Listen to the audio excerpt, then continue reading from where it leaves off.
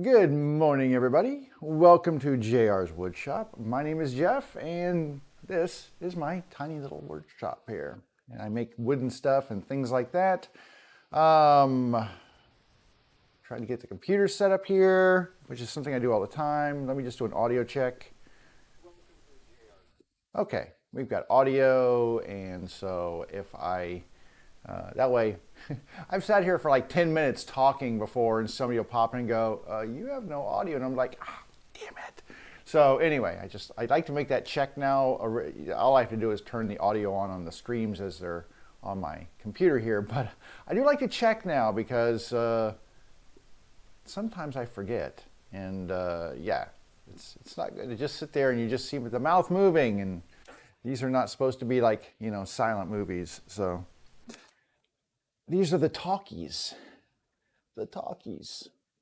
What's going on right now besides my nose being itchy? Pardon me. Today is, what is today? It's Friday. Wow. Can't believe it's Friday already. Today is the 24th of September. This is episode 81. And if you saw the title of this stream, it's Getting Back on Track. So that's my plan today, is to try to get all these. I've been working on these bases here and affecting some repairs to them. I won't say repair is not really a good word. Alterations to fix them. They were messed up. But hopefully they're all good now. I spent a lot of time clamping yesterday and getting the last of them kind of in a position where we can sort of move forward. I have two of them over there and they're in clamps still. We'll pull them over here in a couple minutes. And we will put them up here on the bench, take all the clamps off, which is pretty much every clamp I own. And I'm going to turn this camera on here just for giggles. See if it comes on here. Beep, beep, beep, beep. It did come on. Ooh, my stuff is all dirty here. Let me see if I got a good picture there. I do have a picture there. There we go. So I used every clamp I own to get these things fixed. And for those of you who are not caught up on the situation, let me tell you what happened here. So I'm going to use this one. I'll go back to this one again. I'm going to use this as a kind of an explanation of what the problem was and what the fix was for this. And I guess that's the best way to look at it, is these are now repaired from the problem that I had. So typically when I build these, this is my standard base that I make right here. There's a piece that goes in right here in this dado slot, and that is basically creating a side compartment, and this is the main compartment. What goes in here, you ask? Funny you should ask. What goes in here would be a sewing machine like this. So this is a sewing machine. This is my test machine, so it's a little old and rickety and whatever, but size-wise, this is what would be referred to as at least in my vernacular, as a standard size Singer vintage sewing machine. There's a multitude of models that have this same dimension. And so I use this as my base dimensions to create these bases. And when I was in the early process, just after I had glued the bottoms into these boxes, I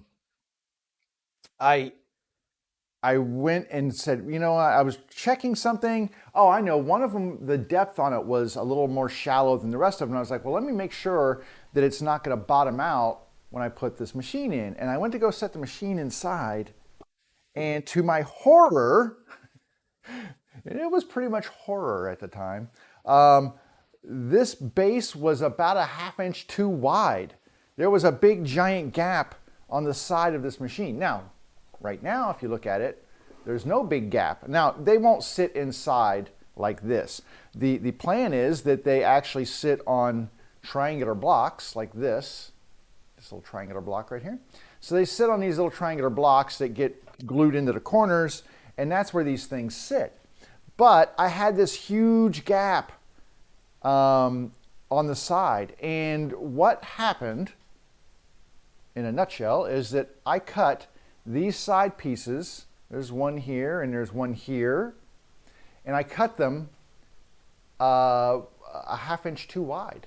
So they should be, those things should be 8 1/8 inches long. And for whatever reason, everybody's like, oh, measure twice, cut once. That wasn't the problem. My measurements were dead on. I cut every one exactly 8 5/8. The problem is, for whatever reason, I got the wrong measurement in my head. For whatever reason, I kept thinking these should be 8 5/8 instead of 8 1/8. I've made 100 of these things. I don't know why that happened to me, except that I'm old and I just made a mistake. But that mistake could have been very costly for me because, you know, if you think average price on one of these is about 130 bucks to anywhere from 100 to $130. And I had 8 bases, and honestly, I was going to have to turn them all into firewood or scrap projects or something. So that was really sad, and it was all the wood I had, everything else. I sat there, and after I thought on it for a while, I came up with a fix, and I think it actually looks like a pretty good fix. So what I did was, I don't know if you can see these or not,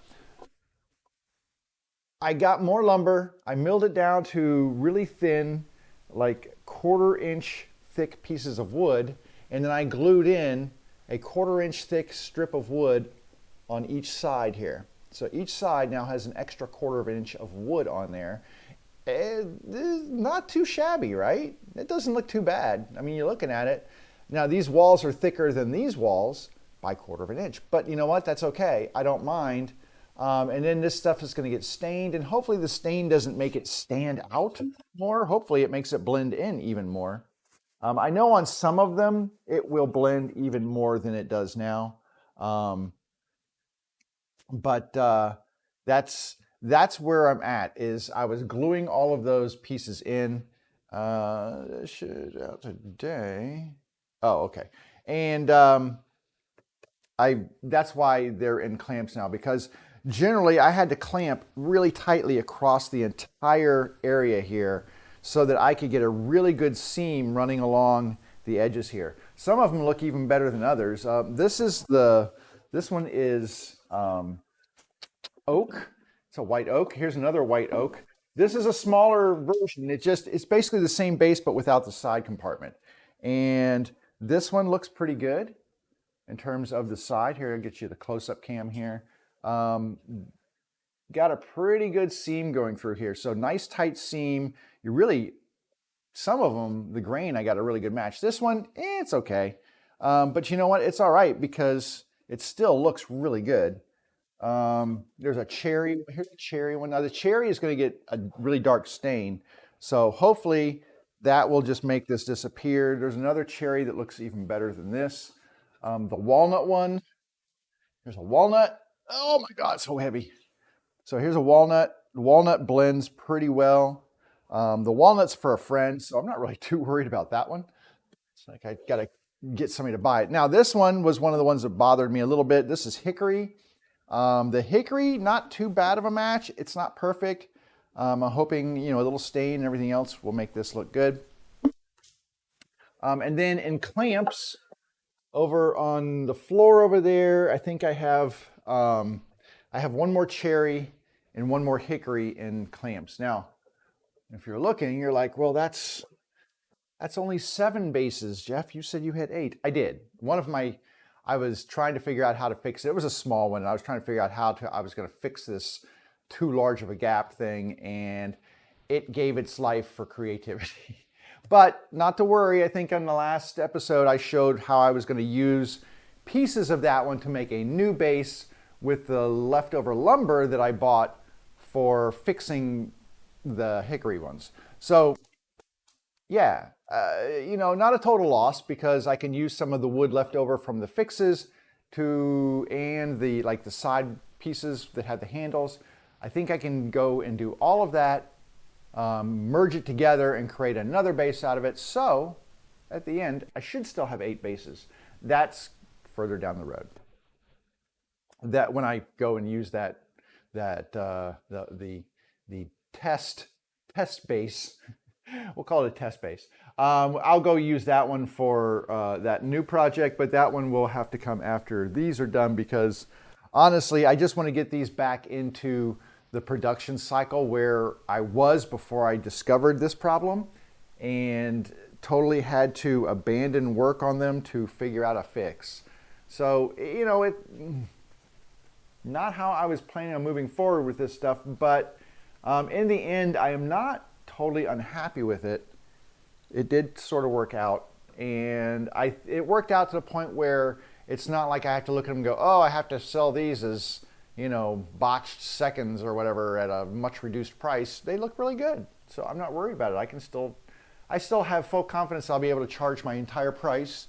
I'm looking for the UPS guy. He's dropping off a package for me today, supposedly, and I don't want to leave it on the front porch because, well, I don't want it stolen. I've never had one stolen off the porch. I had one delivered to the wrong place one time, Amazon. It was brake pads, or was it brake pads or brake rotors or something? It was something that, it wouldn't fit anybody's car probably but mine, so I'm not sure why they would keep them. But, whatever. It had my name on it. They could have just looked me up and called me and said, hey, they delivered your package to me, but that didn't happen. So, but Amazon said, hey, we delivered your package. And I'm like, hey, no, you didn't. But Amazon, pretty good. They said, don't worry about it. Here's another one. We'll ship it out. And if you get the other one, if it shows up, just send it back. It never did show up though. So I never did find out what happened to those brake pads that maybe they have the same car I do. And they're like, hey, free brake pads. Doubt it, but I can't figure out what happened. Anyway, so today what I'm hoping to do is just finish up these repairs. We'll call them repairs. Finish up these repairs and then start getting things back into the rotation of the process.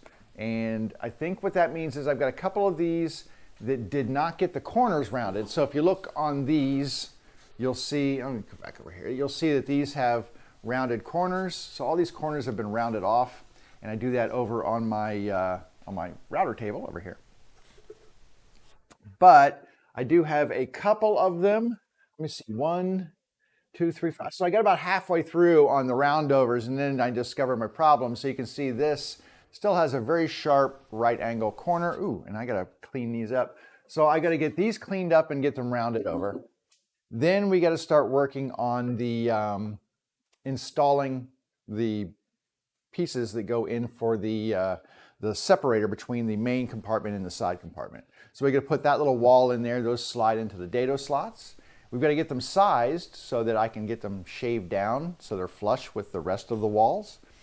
I've already started doing, as I was milling wood for my repairs, I went ahead and made corner cuts.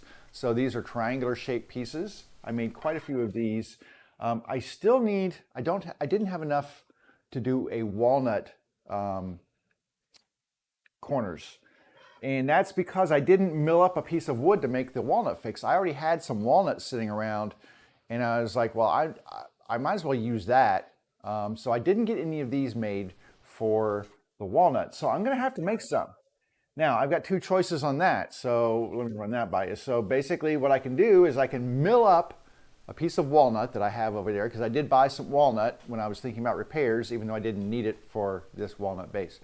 But I do have some fresh 4/4 walnut over there, but it would need to be put onto the router sled and, or not the router sled, I'm sorry, the planer sled. I've got a piece of MDF. I would have to screw it to the MDF, flatten one side, unscrew it from the MDF, take it off, flip it over, run it through the planer again, flatten the other side, then cut an edge off, and then blah, blah, blah.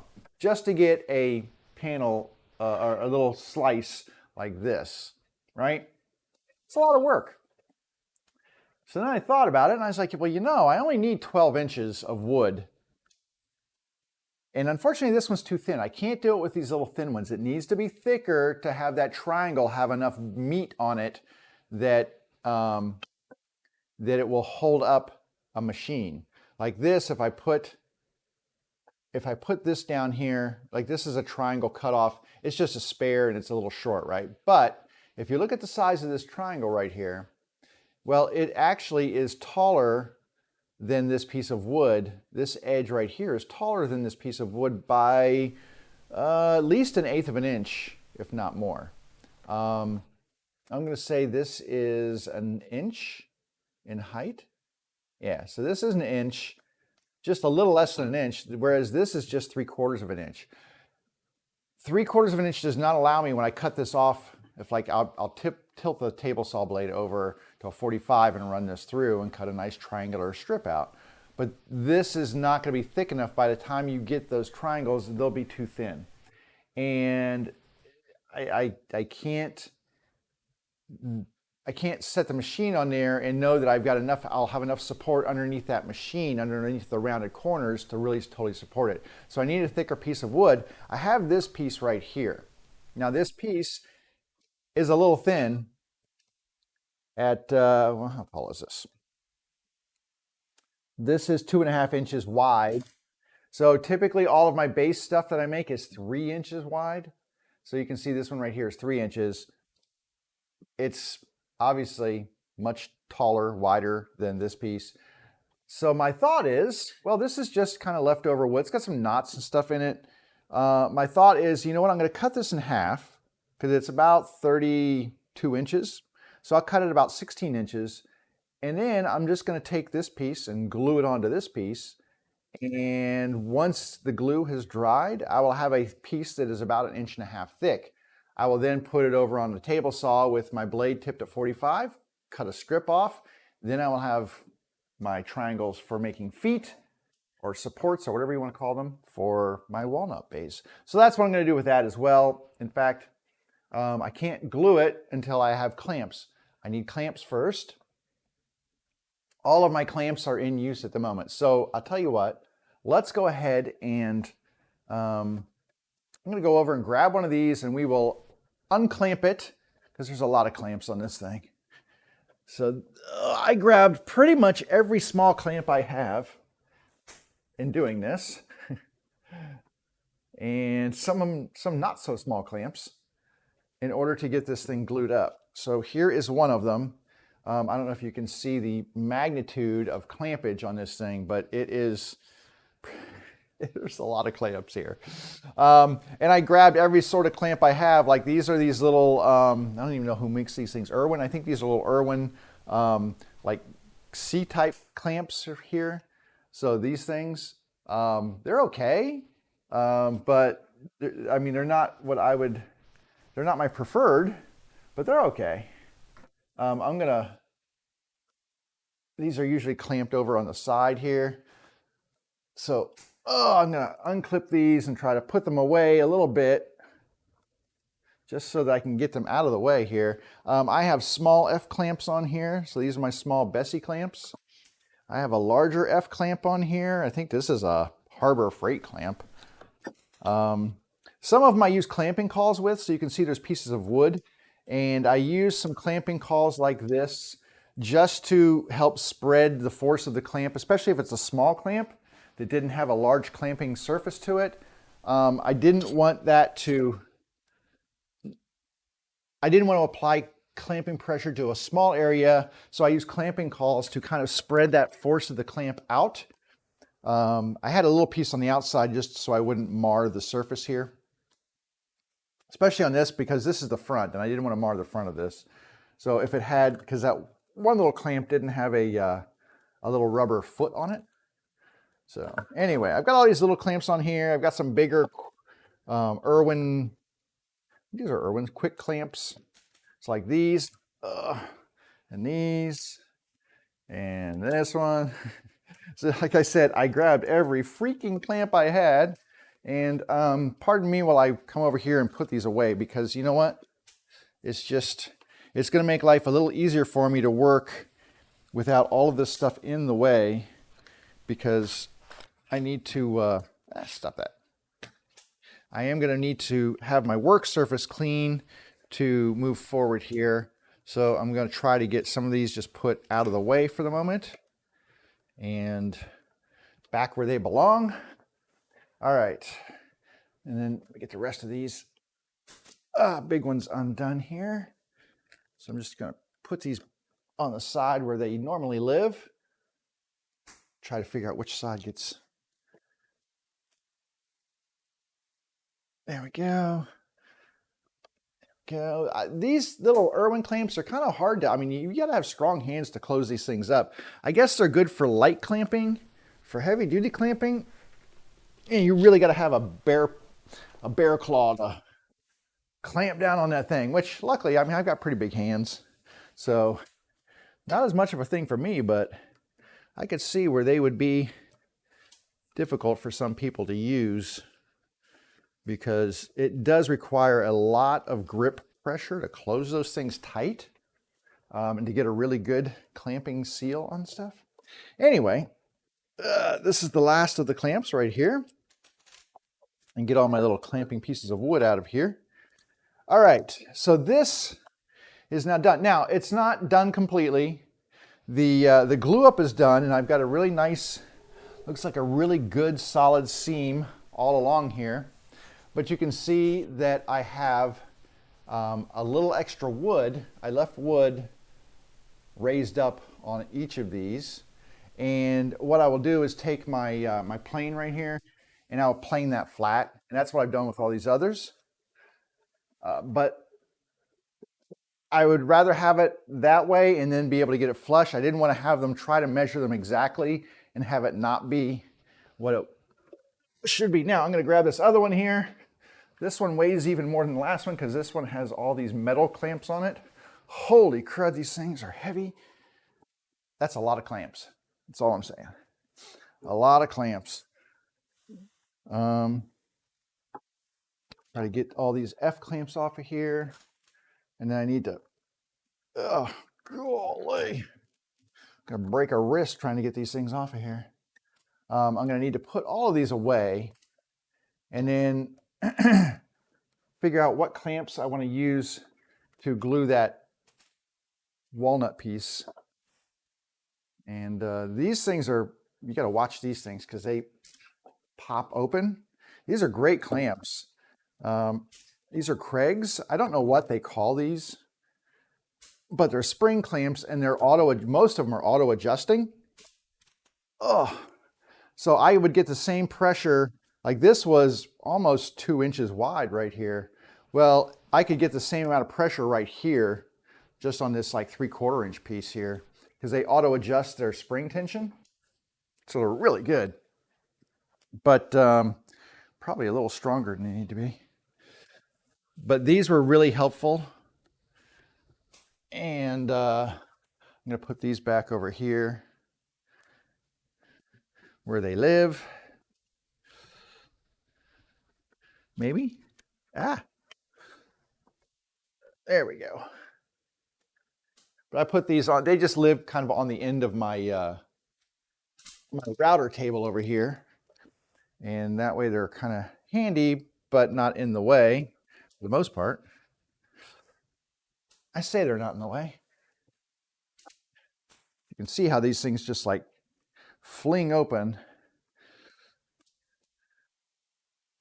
How many more do I have here? 3 more. So I'm going to just try to get these out of the way, and then I'll figure out what clamps I need to use to fix this piece of walnut together. Do I have enough space to get this last one in here? I think I do. So there we go. And this one has a different mechanism to it, but anyhow, okay. There we go. All right, all my clamps are put away there. I know that's a lot of clampage, right? And then I've got to get the rest of these F clamps off of here.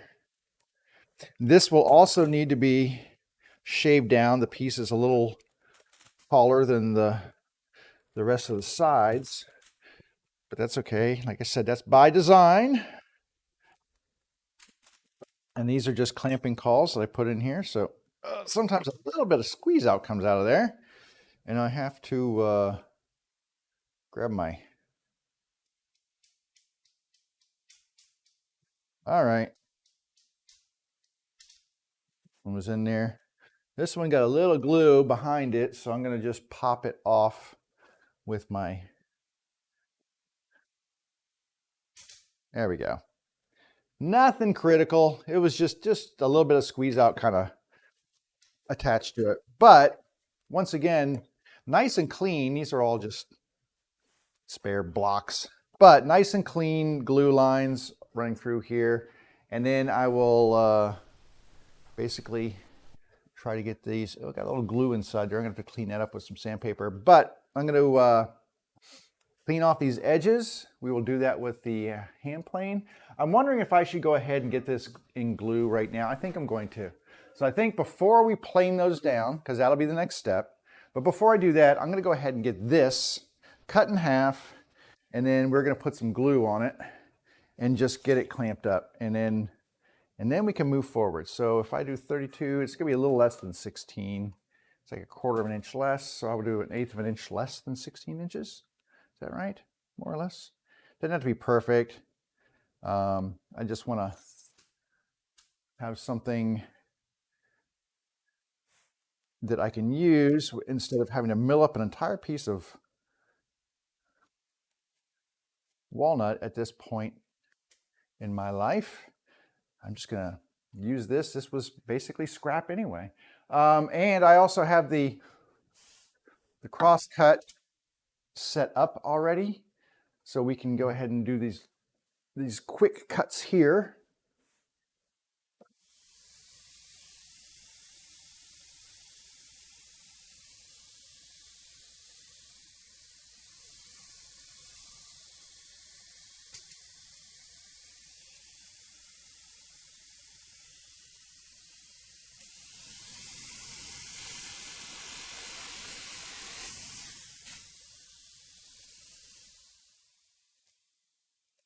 Okay. I mean, lengthwise, it doesn't have to be perfect. I mean, I'm pretty close actually, but it doesn't have to be perfect.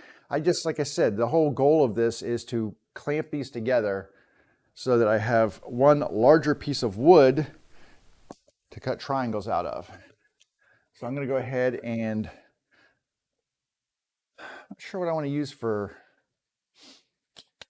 I just need to make sure they stay flat. So I have one flat edge, and that shouldn't be too hard, he says confidently, knowing that they will probably slip and slide as he tries to apply the clamps, but that is a problem that everybody has.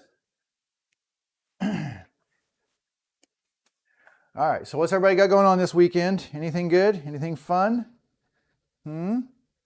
I also spent yesterday getting my some of my bike packing gear sorted and planned, and I shoved all of my sleep system into the front handlebar bag, because that's where it's going to go.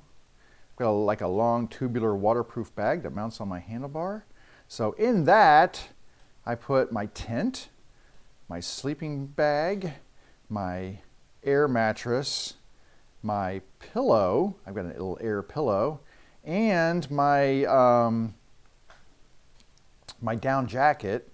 So I've got all of that in that front thing, and that's pretty cool that it all fits in there. It's kind of surprising that it does, but you're definitely going to need the down jacket. I tell you what, I woke up this morning, my house was really chilly because it's still set to air conditioner, and it was like 45 degrees last night. So it's going to be a little chilly out on the trail, but that's okay. I don't mind. I have a down sleeping bag, and I have a down jacket, and I have long undies and all kinds of stuff that I can wear and stay comfortable while I sleep on trail. That's not a problem. And I generally sleep warm, so having it colder when I sleep is a nice thing for me. I'm just one of those people who likes it kind of chilly when I go to sleep. All right, I'm going to try to keep this pushed down on the tabletop here, and then I'm going to get a clamp on here, and then keep it from slipping, and then I'll just put some clamps on here, and we'll try to get this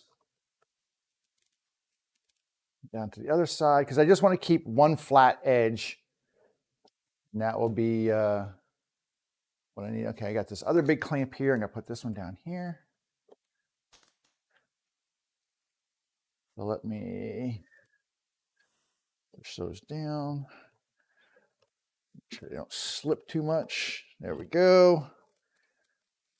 All right, and now I'm just going to apply clamps across here just to make sure that I get even clamping pressure on this. They don't have to be perfect, but I would like them to, create a good... I think I could probably hang this off and get better leverage on it. There we go. So I can get better clamping leverage here. Oop, wrong way though. There we go.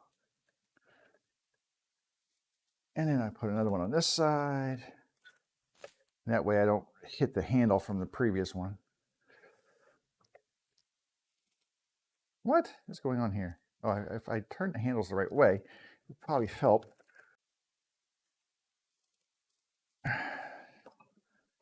Yeah, put another one right here. And then, by later today, this will all be glued up and ready for action. But I think this is, like I said, I like to have good, efficient use of my wood. That's good. All right, a little bit of squeeze out all over the place. And honestly, all I have to do is run it. I'll run it one quick light pass on my joiner just to get a square edge once this is done. And then I can run this thing through the table saw at a 45, and I will have enough wood there to take care of my my supports for the walnut machine. So that's awesome. And like I said, there'll be a little seam on there and stuff. I don't really care because they live under the machine. You don't see them. They're just there for support. And so you don't see them, and they shouldn't be an issue. This goes with this. Is that? Okay, no, this is an extra one. One of these goes with this. I think it's this one right here. I'm gonna make sure I keep those middle compartment pieces together. All right, I'm gonna take these and just put them away real quick just to make a little room over here because, well, I need a little room over here. Let me get rid of this. It's so funny. I'm looking out the window. My UPS guy is almost always here by like 10:30, except when I'm expecting a package. For whatever reason, that makes him run much later. I don't know why it is. Whenever I don't need a package, he's always there at the same time. But he's great. I'm not complaining about him at all. All right. So now that we've got that, I'm tripping over my feet. Now I've got that, I can concentrate on these because once I get these sides shaved down, well, we're back in business. All right. So these two are the get these done and be back in business ones. So now what I got to look at is I'm trying to assess grain direction to see which way would be easier for me to actually plane these down. Do I have a camera set over here? I do. It's kind of obscured. Let me move this one out of the way for a minute. There we go. Is that a little better? That's a little better. All right. And so what I'm going to do with these is take my hand plane right here.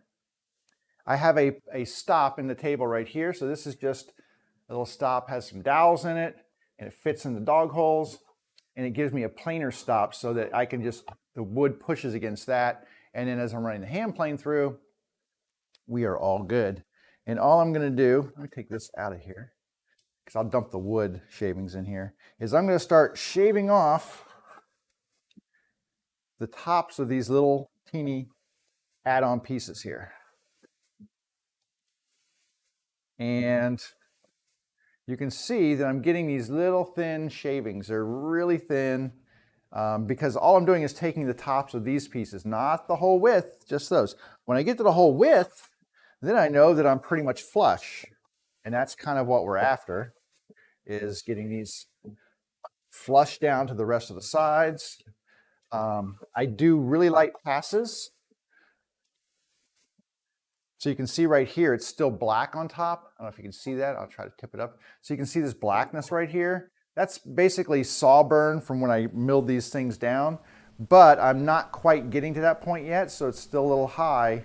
This part's a little lower than what I'm doing right now. So as I get these evened out, that will disappear. But I am taking wood off. It may not seem like it, but as you see, as I dump it out, it's all coming off. And that little black piece is slowly but surely disappearing, and now it's gone. So now this thing is basically flat all the way from one end to the other. Now it just needs to be lowered down to meet the sides. So anyway, what did I say? Oh yeah, so what's everybody doing this weekend? Anything good? I don't know what I'm doing this weekend. I don't know if I have anything, I don't really have anything planned. Probably, it's supposed to be nice this weekend. The temperatures are down. Probably going to take one of the bikes out. I don't know which bike I'm going to take out right now. I might go trail riding, although the problem with trail riding on the weekends is that's when everybody goes trail riding, because they're busy during the week. They don't have time to hit the trails, so the trails are usually, like the mountain bike trails, are usually really busy during the weekends. So it's not always the best time to go. I usually enjoy doing that during the week because, well, I kind of usually have the place almost all to myself, which is really nice. And depending on the trail you go to, sometimes if they're mixed use trails, like you'll get a bunch of people walking on them as well as riding. Sometimes it's horses. So it depends on the trail.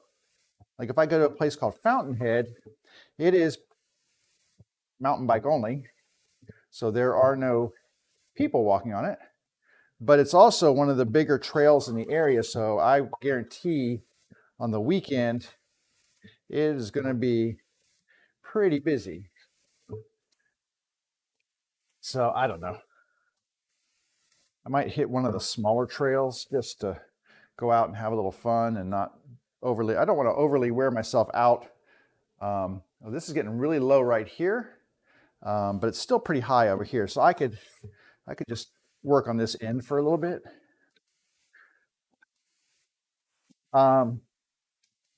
Yeah, I don't want to wear myself out because I've got that big trip next week. So I don't want to put myself in a position where I'm like, injured or something. That would be horrible. Especially since I got non-refundable tickets. The weather looks pretty good for my trip right now. Try to keep an eye on the long range, but it changes. But right now it looks like, at least in the beginning, I'll have some sunshine. Not real warm though, but that's fine. You know, when you're riding, you know, 65 is perfect weather for riding. So, and then like 50s at night. So I can live with that. That'd be sweet. All right, this is almost down to being flat. And a really good way for me to tell, if I can show it to you or not, is that right through here, you'll see there's a little bit of a glue line where I had squeeze out come out the top. So once I get rid of that squeeze out and I'm getting wide shavings from the entirety of this thing, then I know that I can move on to the other side. Until then, still have to keep whittling down. I'm still getting thin strips, which means I'm still just cutting on this edge. The one thing I did do on this is I made sure that these edges, these corners from the existing parts, were really flat so that it wouldn't interfere as I was doing this portion of it. I didn't do that on the earlier ones, and it was kind of a pain in the rear end that they weren't flattened to begin with. Okay, now I should start getting some wider shavings on here.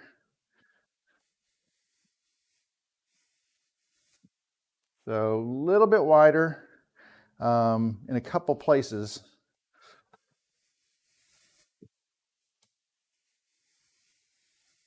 Yeah, so now you can see I'm getting these really, it's kind of funny. I'm getting these wide shavings, and you can see where that added piece right here was on there. But this is now all the way across.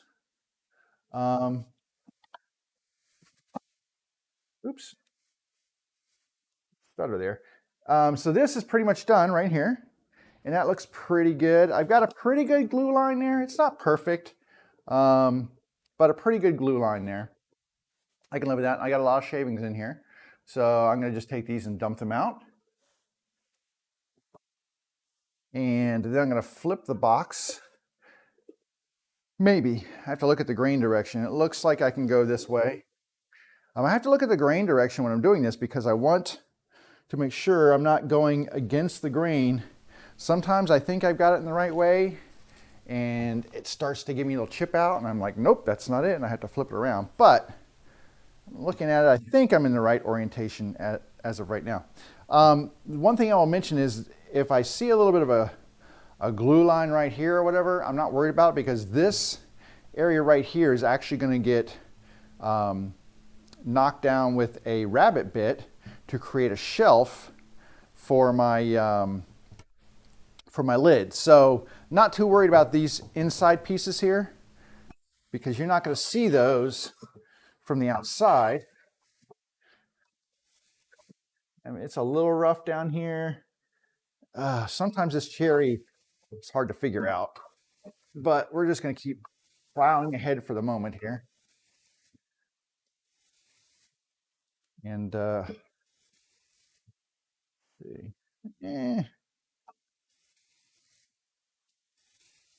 Now these, like I said, the cherry, even though the grain's kind of like sometimes funny, it's still, you know, this stuff cuts really smoothly and really easy to get through it. The next one, not so much. 1140. All right, give me just a second. I have to run and make sure my son is up for work. I know, I do this every time, right? But give me just a minute.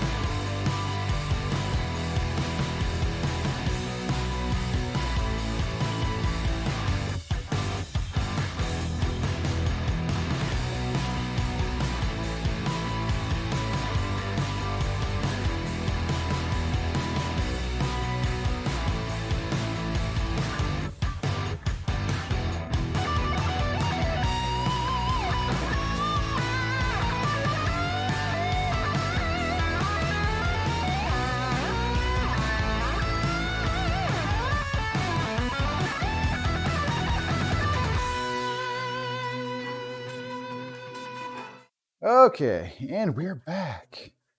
Where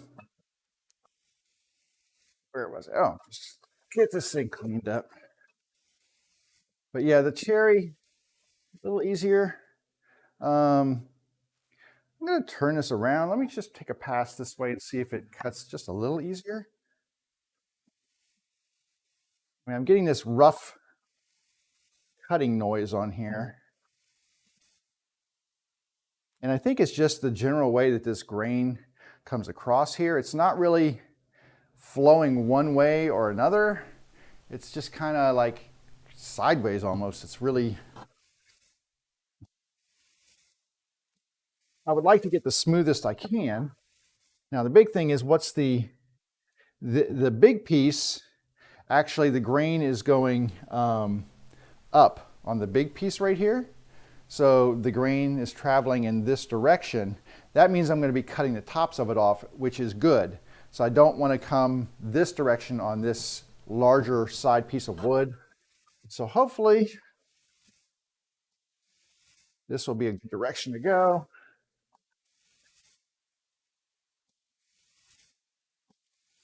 Like I said, you know, the cherry, it can be tricky, but it's not as hard as that hickory, which is what I've got to do next.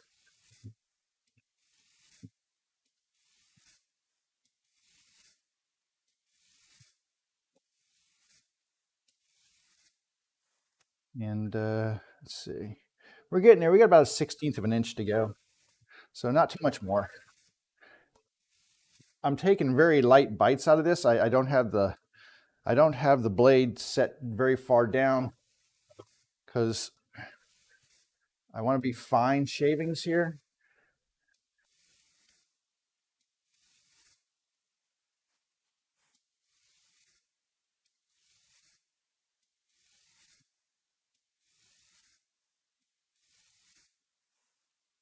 All right, getting close.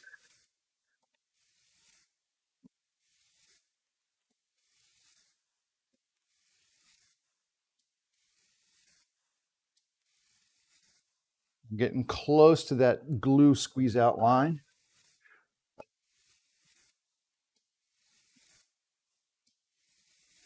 The nice thing about having this already flattened out on this corner is that I can set my plane down on here, and it's a reference for keeping this from tipping side to side. It's a nice flat reference for me as I push forward.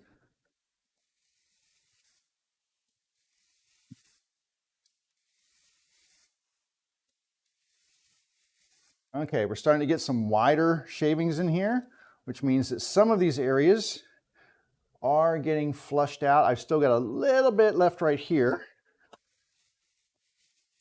where I'm starting to have some thin stuff, but flat down at this end.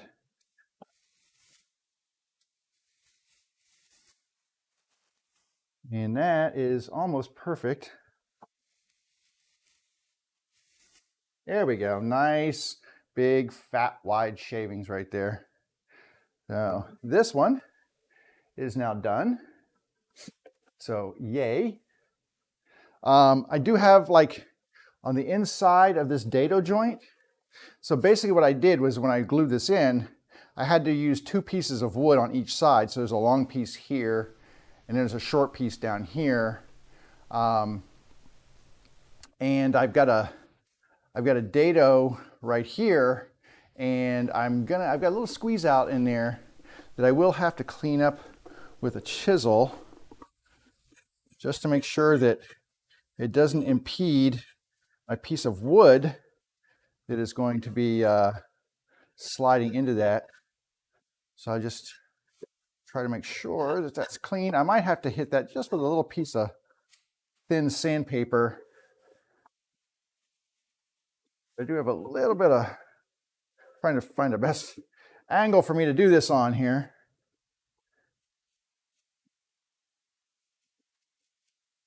So yeah, a little bit of glue squeeze out on this. Let's see if I can get it from here. There is no good angle. No good angle. There we go. Because I also need to see inside of it.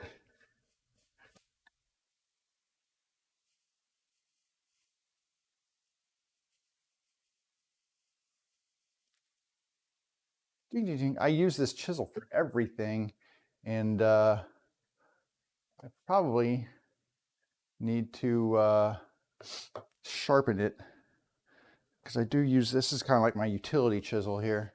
It's like a little 1/2-inch chisel, but it does probably need to be sharpened. I'm just not in the mood to get my stones and stuff out at the moment. But I'm just going to try to pare a little of this away.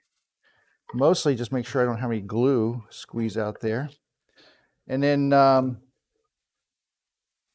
like I said, I think coming back, I'm going to get a thin piece of wood with some sandpaper and just kind of rub that sandpaper along the seams in there, just to make sure that my pieces will fit when I go to insert them. So that's going to fit in there all the way down. Right now it's kind of tight, so I know that it's not quite ready for prime time. That's okay. All right, I've got one more here. One more in the loop. And we will see how well this one. How are we going to do this one? I'm just looking for grain direction. I mean, I probably the best thing to do is for me to just pick an angle and go with it and then see what comes from that. Like this seems to be the angle that I want to go towards. Looking at the front, and I'm just going to use my pencil here. It looks like the wood grain is sort of going this direction, which means as I come across, I'll be cutting the tops of it off, not pushing into that grain, which creates chip out. So I'm going to try this one right here. And I didn't get a great seam on this one either. Not thrilled about that, but hopefully it will all work out. Ugh. Probably need to sharpen my blade a little bit more here for this stuff. Like I said, this is the hickory, and it's just hard as nails. I mean, I'm getting all the stuff. You can see I'm getting the shavings coming out. But the funny thing is, these shavings aren't rolled, they're crinkled. So typically, like on the cherry, they were in little curly cues, right? This stuff is more like little crinkle paper, which means that, well, there's a couple reasons why. This stuff has a lot of figure in it, like a kind of like tiger maple, where it's got a lot of striped figure in there. And that means the grain is changing direction a lot in a very short area. And so it's not wrapping up. It's just like I'm just pushing it, making little holiday streamers with it or something here. That's another reason why I'm taking a very light cut on these things. I could get through this stuff a lot faster if I would lower my blade, but the bigger cut I take, the more in danger I am of chipping the wood out, and then I'll have a big chip out and not be able to fix that. So I don't want to have to fix the fix, you know what I mean? So we'll just go slow and steady here. Take little nibbles and hope that pays off.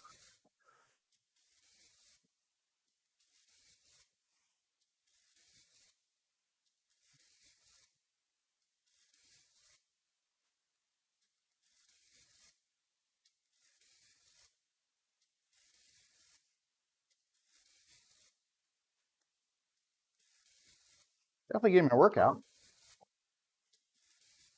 One thing I have to watch for is I start to get like little blisters on my hands from where my hand is in contact with the plane, like right up in here. I'll get a blister because it's pushing inside there. Try to change my hand position every now and then. And this is a very comfortable plane, but just the act of pushing through this wood over and over and over and over again can lend to itself to creating some blisters.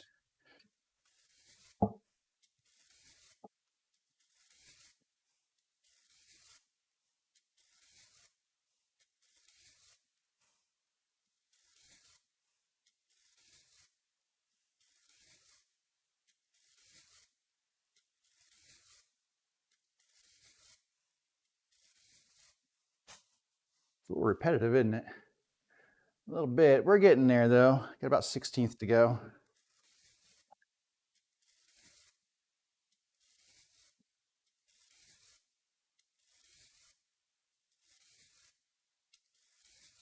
I think on average I did these about 3/16 of an inch higher than the sides.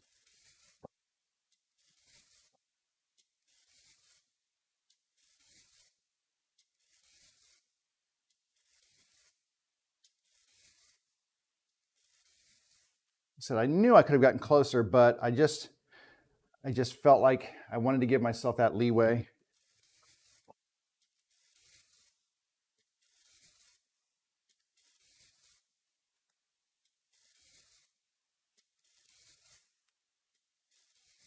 So another thing I tried on this hickory is that this stuff has different wood color to it. Like you can notice this area right up in here, this wood is much more blonde than over here. It's darker on the edges because of changes. You'll see, like if I show you, I think you can see inside here. You can definitely see like right up in this area. So there's, you've got sapwood and then you've got heartwood, and the heartwood's darker. So when I was cutting up these replacement strips or these additional strips, I tried to match up the light wood for the light areas and darker wood to match up with the dark wood areas. I think I got pretty close.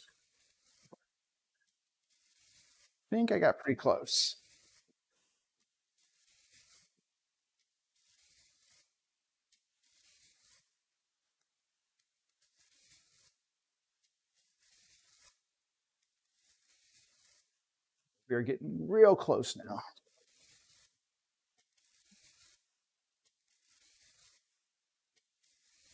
I think the next thing we're going to do once I get this done, oh, that one's pretty much done. A little bit of highness down on this side. Concentrate down here a little bit more. I think what we'll do next is finish rounding the corners on all these because like I said there was about 4 of them that had not had the corners rounded. There we go. Now we're getting there. Almost done with this one. Well, with this side. I say that. Yeah. There we go. Wide shavings. Let's push one all the way through. Nice. Okay. So that looks good on this side. Not bad. Not too bad. You can see that. You can see this figure where it looks like little lines of light and dark. That's just figure in the wood. I can't do anything about that. That's just the wood I got, was this really figured piece of wood. And you can't tell that when you're buying rough cut lumber. It's not always easy to tell that it has figure in it because it's hiding under the rough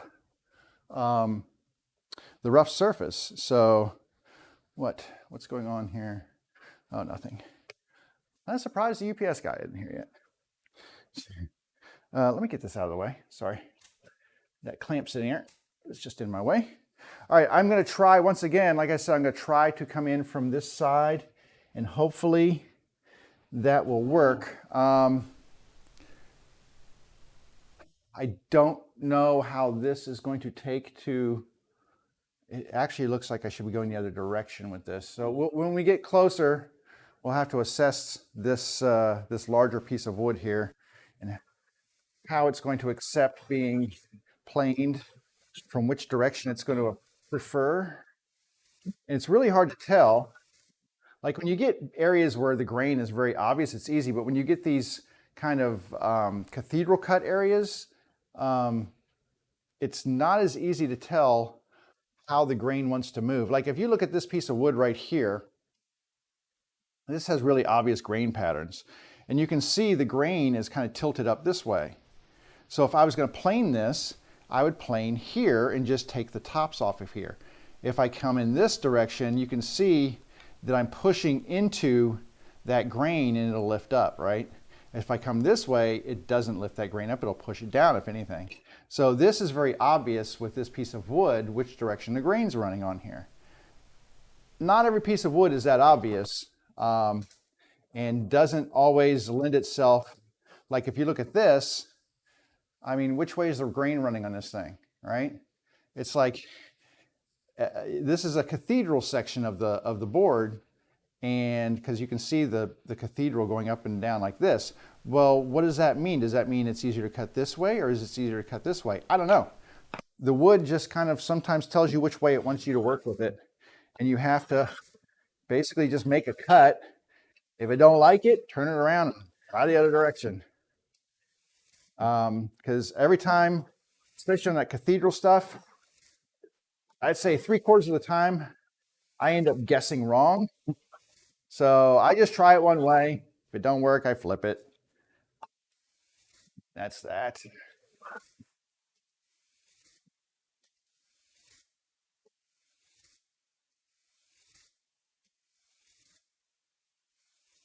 Like I said, I could take a bigger bite here, but I just am really hesitant to dig into this wood. So therefore, you need to watch me do this a lot. Sorry about that. Does not make for the most exciting woodworking, does it? But here's the thing about woodworking. Half of those of us, well, I'd say not half, but a lot of us who do woodworking for the joy of woodworking, we enjoy this part of it. It's not fun to watch necessarily, but it's kind of, say, therapeutic. It's very Zen-like, very good for the soul. You know, you just kind of slowly turning this shape into something else. And, you know, you're trying to work with the wood, not against the wood. And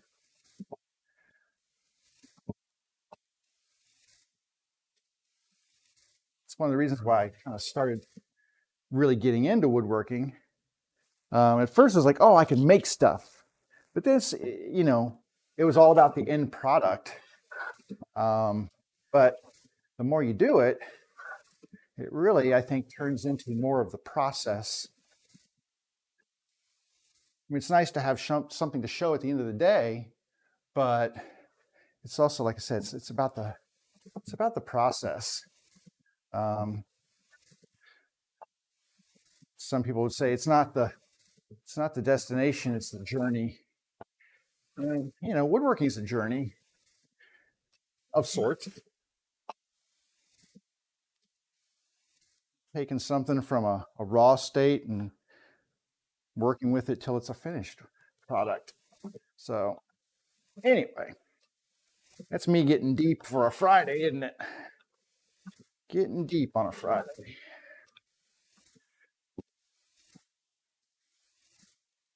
Woo. There we go. A little bit more curly on these right here. The other ones weren't as curly. These are a little bit more curly.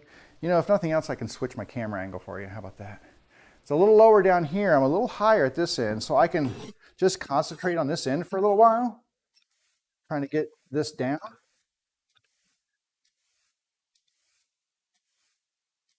Because the problem I would have if I kept going,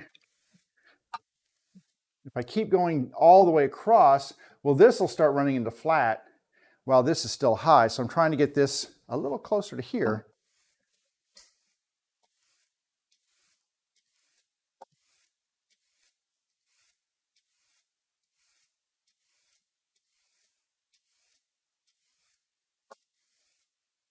Cutting very much here, though. That's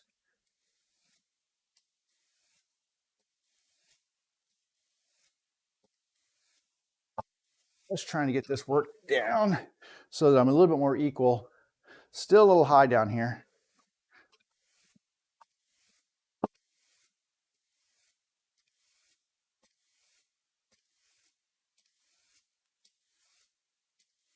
Once I get it closer, I'll start running it all the way across again. A little bit more.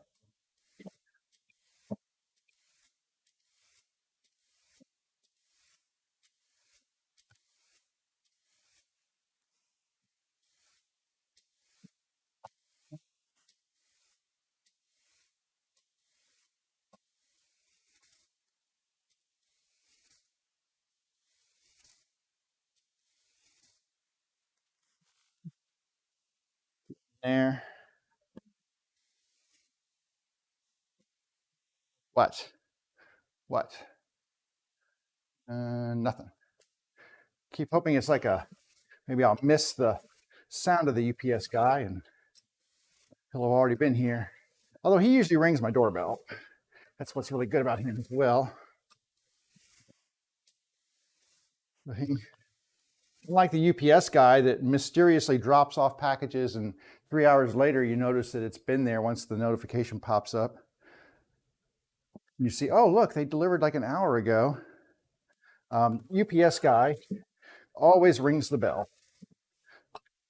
That's why I said, that's why I like my UPS guy. At least it gives you, you know, an opportunity to know that he's been there. Because sometimes like the email alerts and stuff don't come in till later.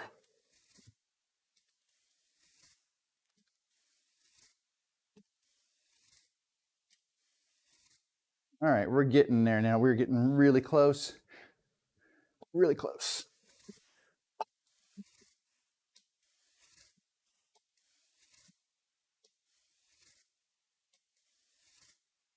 And what I don't want to do is drag this flat blade straight across this edge piece here, because that can chip out and do bad things, which is why I flattened this beforehand. But I can still feel a little bit of high spot here, much higher over here though. Gonna work on this end for a little bit.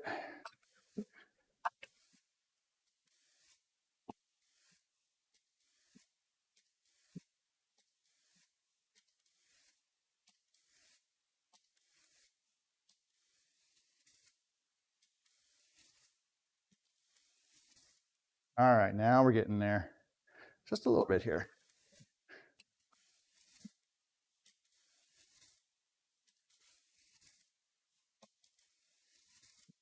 I'm actually hitting the edge now, so I gotta watch where I start the cut, because if I come all the way to the back, I'm gonna hit this edge, so I don't want to do that. I just want to catch this little teeny bit right here.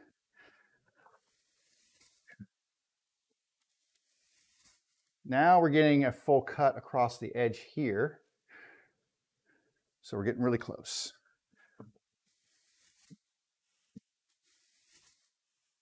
Okay. Almost.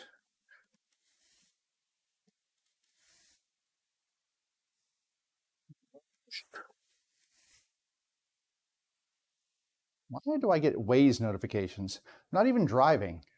So weird. You helped 69 people. Oh, okay. Happy for them, I guess. Let's see. Oh, not quite flat here. Still feel it just across there. Here, a little high. Right here. There we go. Now I'm getting some wide stuff across here. Just have to be careful when I bring this across that it's, like I said, not going to totally screw this piece of wood up. So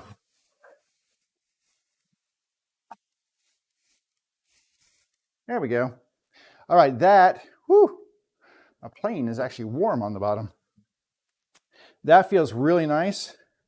All the way across here, I can feel no seam. I feel more of the grain of this big piece than anything else. So, and this is also going to get sanded, so it's not like that's the end of the story. There will be some sanding and such going on. So I don't think I need to worry too much. Like I could just lightly hit it with a little 220 up here and it would probably already, feel so much better already. All right, so much better. All right, so that feels better. I like it. Yeah, we can move forward. Hey, like I said, we are now officially 100% back on track. And that makes me happy. So now that that's happened, I'm not done with the hand plane yet though, because this is kind of where we were at the point where I left off. These pieces, when they were glued in on the ends here, go back over here. So on these end pieces that were glued in over here, they stick out just a hair. These side pieces stick out just a tiny bit from right here. And you can sort of see, I'll hold it up and you can sort of see that.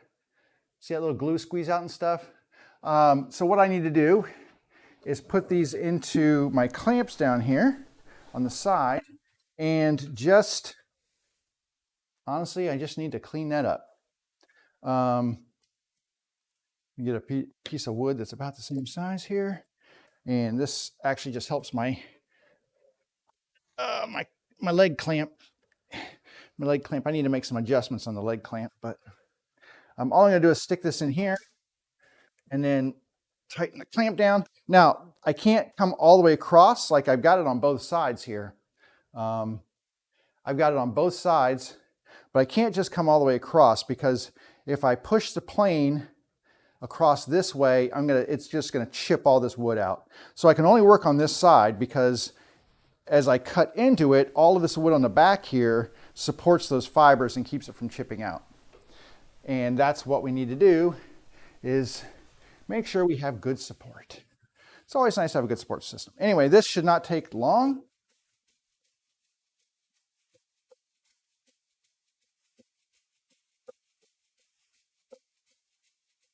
But what we're doing is we're getting this little teeny thin strip here to be flush with the side. So when I take it over to the router table, I get a nice clean round over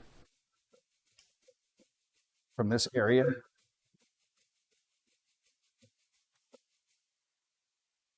Almost there. And when I start actually getting wood from the side planed up, then I'm like, okay, well, I'm there. Because it should really only give me little teeny bits from this end. So if I start getting big wide pieces off of here, I know that I am now flush. Actually, you know what? There's some glue on here. I'm going to use my block plane to get the glue off because I don't want the glue messing up my...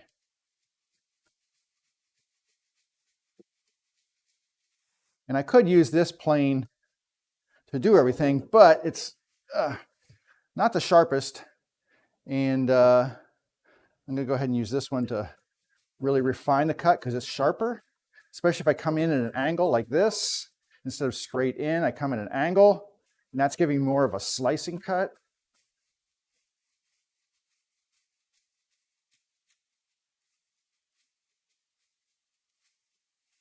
And like I said, you have to be careful when you're coming across here that you're not cutting into the sides. Your only goal is to make these flush. And I did. So it doesn't take too long to do this part though. That's the nice part about it, is this usually is a pretty quick process. Just dumping all these shavings out into my garbage can over there. Just make sure I get the glue off of here first. And also, this hickory is, have I told you how hard hickory is? Have I mentioned that 1,000 times already? It bears repeating. Hickory really stinking hard. So in case I didn't mention it, I do have chat windows open on all the platforms, Facebook, YouTube, Twitch. So if you're here and you're watching, say hi. Let me know you're in there. I would love to hear from you. I was talking to my mom the other day and she's like, oh, I watch you on your live streams and stuff sometimes. And I'm like, well, why don't you say hello? It'd be nice to know. So if nothing else, it would, I would probably cut down on my cursing. Okay. I don't curse in my live streams. Can't say I don't curse, any other time, but try not to do it in my live streams.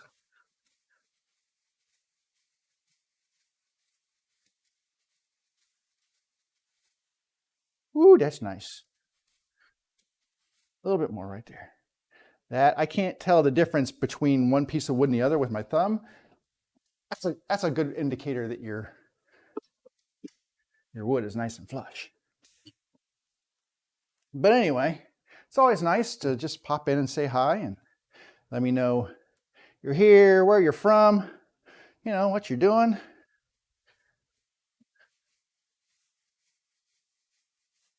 I surprisingly get, at least on Twitch, I get a decent amount of visitors from the UK, which is always nice.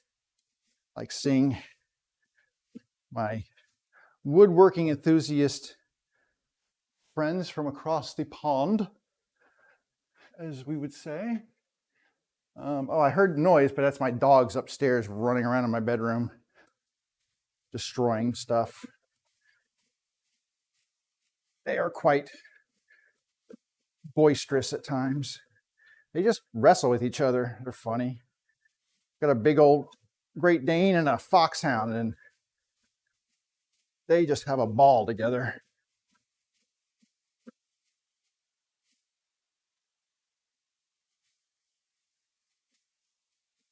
Okay, this edge right here is being goofy. I'm going to try it from this side. Yeah, actually, it worked pretty well. I don't normally plane with my right hand forward, pushing with my left. This is a little backwards feeling to me. Actually feels very awkward. But I think it needed to be done to change the angle up there a little bit. Okay, this one is now nice flush corners here on all four sides. I do have more, so I'm going to try to slide this one under here.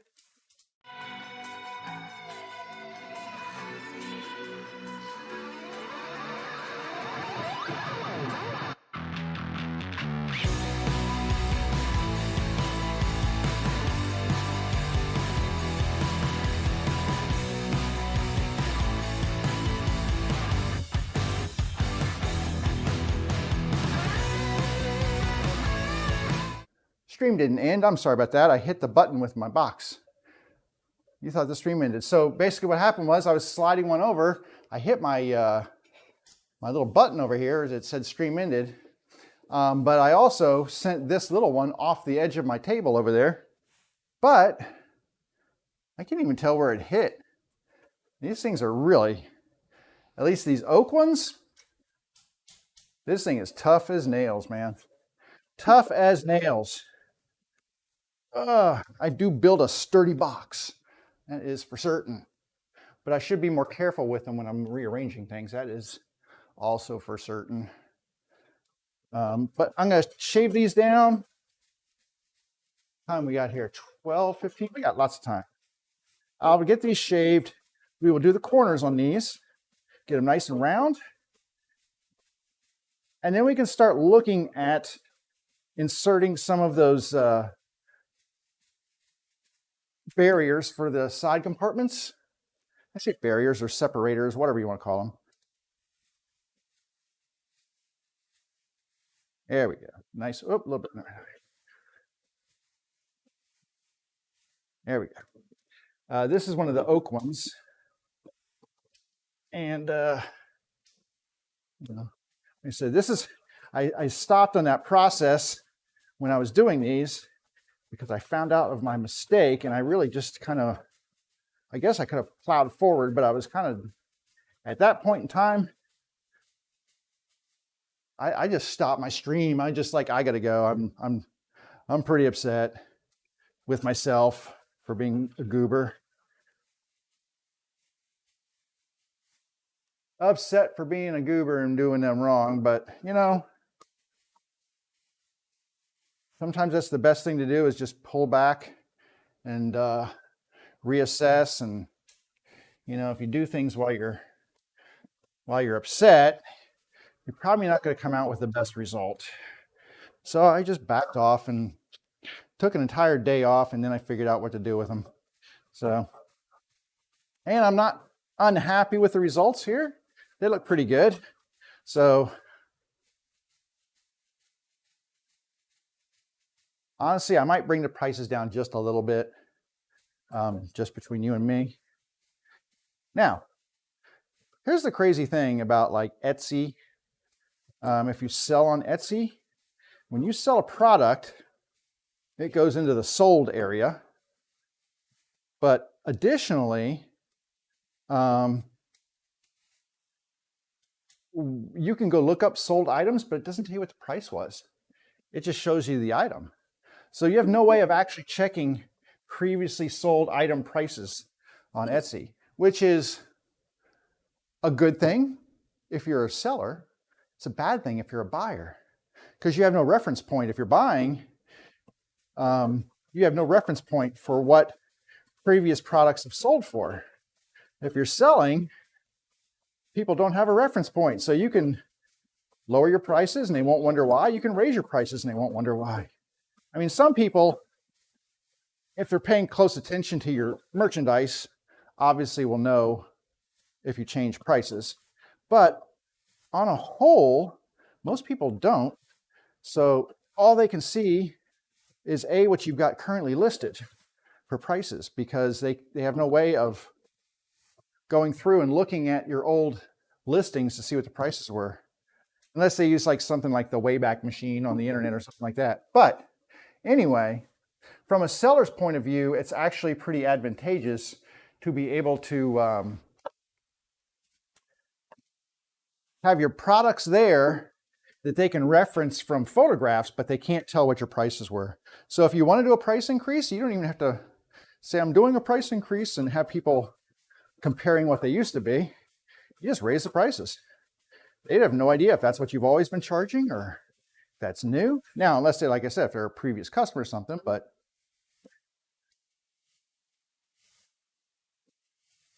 well, that was pretty fast. That was the cherry, and that looks really nice. So that is something about selling on Etsy.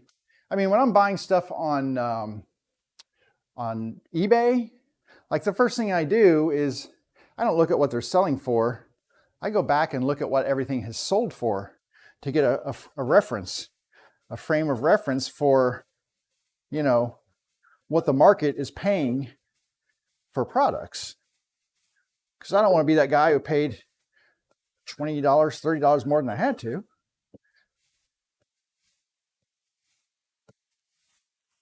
But anyway, Etsy doesn't do that. You got no way of checking. That's good right there. That's good enough. Good enough. I've got one more to do where we have to flush the corners. After these side, there's one more oak box to do. And then from that, I'm going to clear off the router table over here. You can't see it. It's a mess. Can you see it from over here? Yeah, it's got stuff all over it. So we're going to clear this off. The bit is still in there. I just got to make sure it's the right height. And then we can get these things rounded. Just taking that glue section off there because I don't want to. Oh, see, I just chipped out right there. But I don't think that's going to hurt me because of where the roundover goes. I think I'll be okay, but that's the peril of planing this stuff. You have to watch for possible chip outs. Little teeny chip right there in the corner, but that's going to get rounded. So I don't think that's going to hurt anything. I think that's going to be just outside the boundaries of the roundover.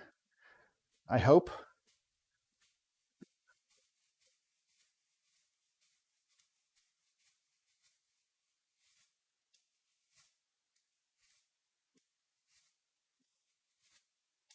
All right. This one's feeling really close here. In fact, I'm planing the side. So this one's done. And we've got one more to do. Set this over here for a moment. Grab this one. This is the last that needs to have those corners done. And then we can round over. So, yeehaw. Off we go. Oh, there's my UPS guy. Let me see if he's run over here yet. Oh, here he comes. All right, tell you what, I'm gonna take a quick break, go get my stuff. I'll be right back.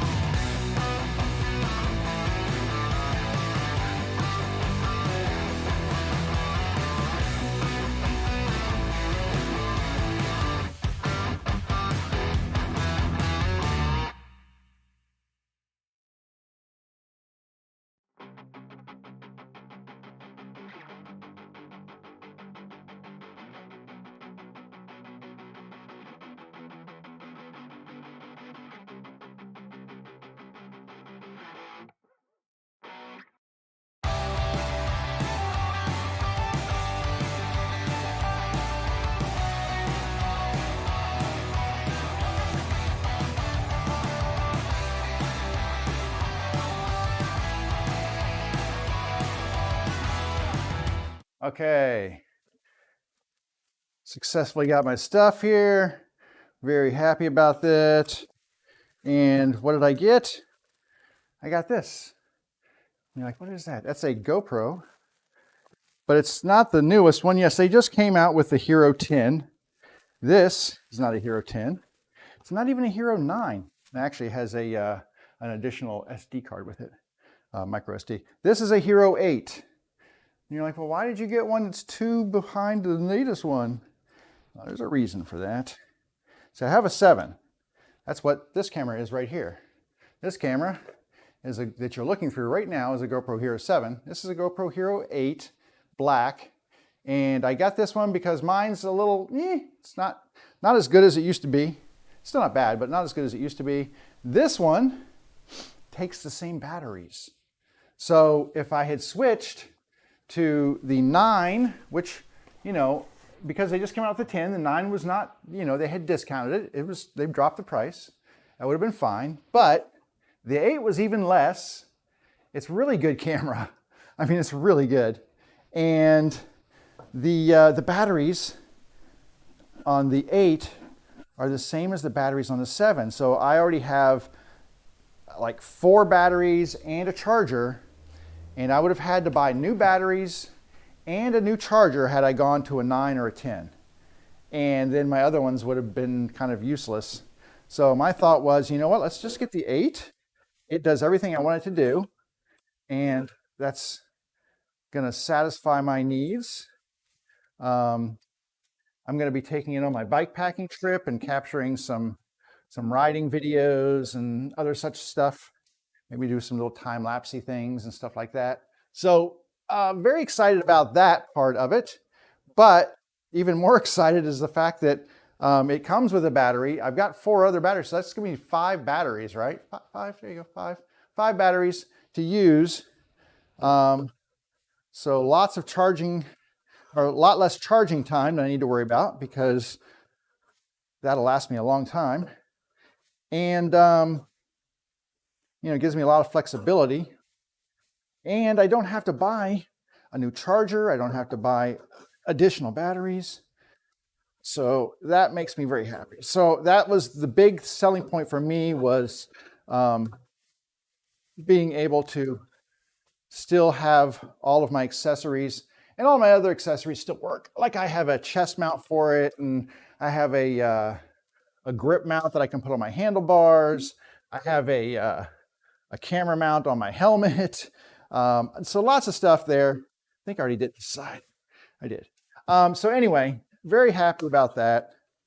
And, for not nearly as much money as buying a new one. I think the new one, if you get the GoPro Hero Black 10, which is the one they just released, that one's like $500. Which, hey, for what you get, I'm not going to say that's too much money, because it's a hell of a camera. If you've ever used a GoPro, you know that they are amazing cameras. They're video and still pictures and slow-mo and time-lapse and all the things they can do. They are very capable little units. But on the other hand, 500 bucks is still 500 bucks, right? So I got to save myself a couple of $100, got the 2 version back, and got all of the compatibility with my batteries and chargers and stuff. So for me, that was a win-win, because I would have bought the camera if I bought like even if I bought the 9, that would have been $400. Plus I would have had to buy probably 3 or 4 batteries. The batteries are about 30 bucks a piece or so. Plus I would have had to buy a charger. I don't know how much the charger would be, but you know, all those expenses add up, and all I had to do was buy the camera. So I'm pretty darn happy with that. And I will take this out after the fact. I'm not going to do it here, but I will take this out and play with it. The other thing I actually like about the GoPro Hero 8, and they do it with the 9 and the 10 now, is that the mount for the camera itself, before you had to put inside of a case, and it had these two little teeth that would stick down, and they have holes in the side, and you could poke that through and mount that to different things. When they went to the 8, they came up with the little things that stick down. You don't have to have a case for it. They're just actually built into the camera, and you can flip them down. I'm like, whoop, that's so nice. You don't need an additional case for it. All right, is this my piece that goes in the middle? I think it is. It is. Okay, sports fans, guess what? I'm putting Mr. Hand Plane away for the moment. Go sit over there. You've done your job, and you've done it well. Thank you for your support. Thank you for your service, Mr. Hand Plane. You were awesome. But now I need to make some room, because we're going over here to the router table. Router table. Got to use this thing. I'm going to stack all these things over here. We're going to make some room, because I've got the 4 that I need are over here. I'm going to go to this camera for a minute. So the 4 I need, I've got these 2 right here, and these two over here. And those are the ones that need to have the corners done. I also need to have blocks of wood like this, because these are what I'm going to use to support the corners as they get the roundovers done. If I don't use a piece of wood, I'll get massive chip out. So this is a piece of wood that I use for another one, and you can see the corners on here have already been rounded over. And that's because this was outside on the outboard side of the cut. All right, I'm not done cleaning up. I still have this little doodad that I've been working on, right? That's our little glue up project right here. Mr. Corner project. And then I've got all these strips over here, which honestly, I'm going to set over in my spare wood pile over here, in my scrappy kind of pile just on top, so I know where they are, and they'll be fine right there. Okay, this and this I don't need. I just have to make some room here. I know. It is what it is. I need to stick this thing back in the side of the table saw where it lives. Get over here. There we go. Okay, and I need to put my featherboard back in the drawer. That's where it lives. But I can't do that while I've got a thing. All right, I think we're almost there.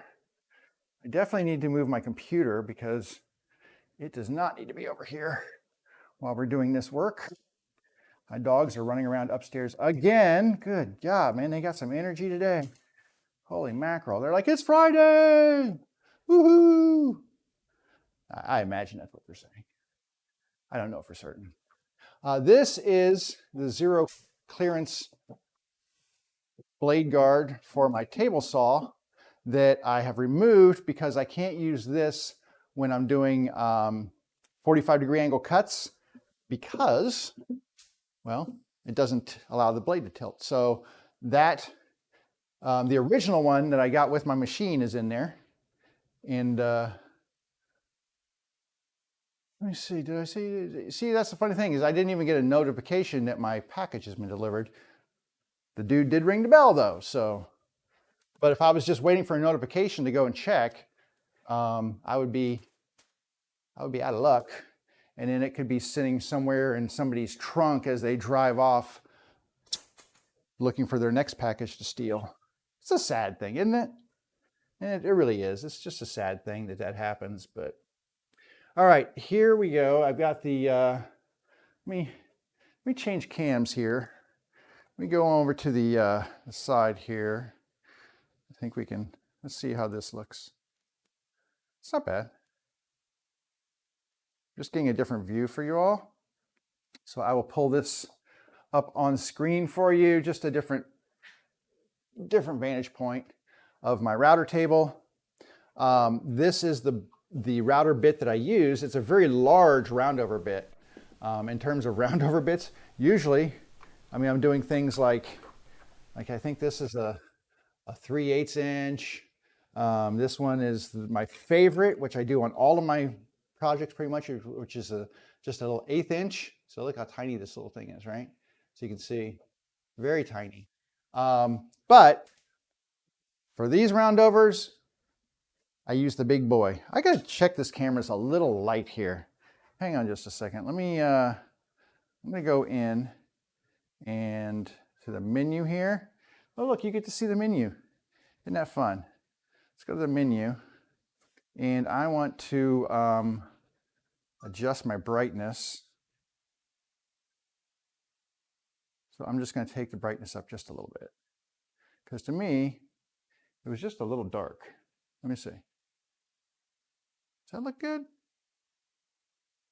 That's too much. I think that looks good. What is that? Like one stop above? Okay. And then we will set that. We'll come back. That's a little bit better. It was just, let's get out of there.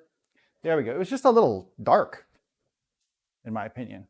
But that looks a little better. So we are going to use this along with, we'll take this, and then we'll get a clean piece of wood, block of wood, that we can bolt to the side here, like this. I will clamp that onto the side. It can be like that, it doesn't matter, or like this. I typically like to do it like this, a little taller. That gives me a little bit room to clamp up above it. But we're gonna clamp this on, and then we'll run it across here, and then that will give me my rounded corner. So I need to do a couple more things here. One, I need to get power. So we can power the router, because you know, that's a little easier than trying to spin it by hand. That never usually works out. And then the other thing to do is to, I'm going to just put my dust collection kind of I just usually have my dust collection sitting off table a little bit, just to kind of suck up any of the spare stuff coming off here. It makes a mess. There's no way around it. I don't need this over here, and I don't need this over here.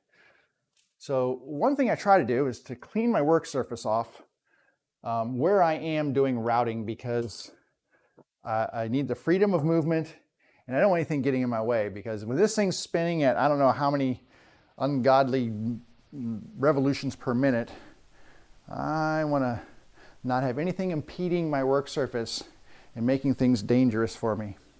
All right, so generally what I will do is get a clamp. I use one of these quick grip clamps. These are from, these are made by Vice Grip. I didn't know that. And I am going to clamp this piece of wood on here. Squeak, squeak, squeak, it says. And I'm just going to clamp it down like this, so there you can see. Now, actually, you know what? Let me show you what I do though. See how this is standing tall like this? You can't see that, but anyway, I'm going to flip it so the short side is up and then the long base is down. And that gives me a lot more leverage here. I'm not working with something that could, you know, the taller something is, the more apt it is to tip over. So by working with it with the long side down like this, instead of the short side down like this, there's more room for tipping. It's much harder to tip this thing when the long side is down. And as far as the roundover goes, it's equal on both sides, so it doesn't care. That roundover could care less if it's on the short side or the long side. So we clamp this piece of wood down like this, and we'll turn this thing on, and we'll be done. Now I'm going to do this in a couple of passes. I don't remove all the wood at once because that's just a lot of wood to remove. So I do it, usually just take a couple of passes just to not put a lot of stress on the blade or the wood.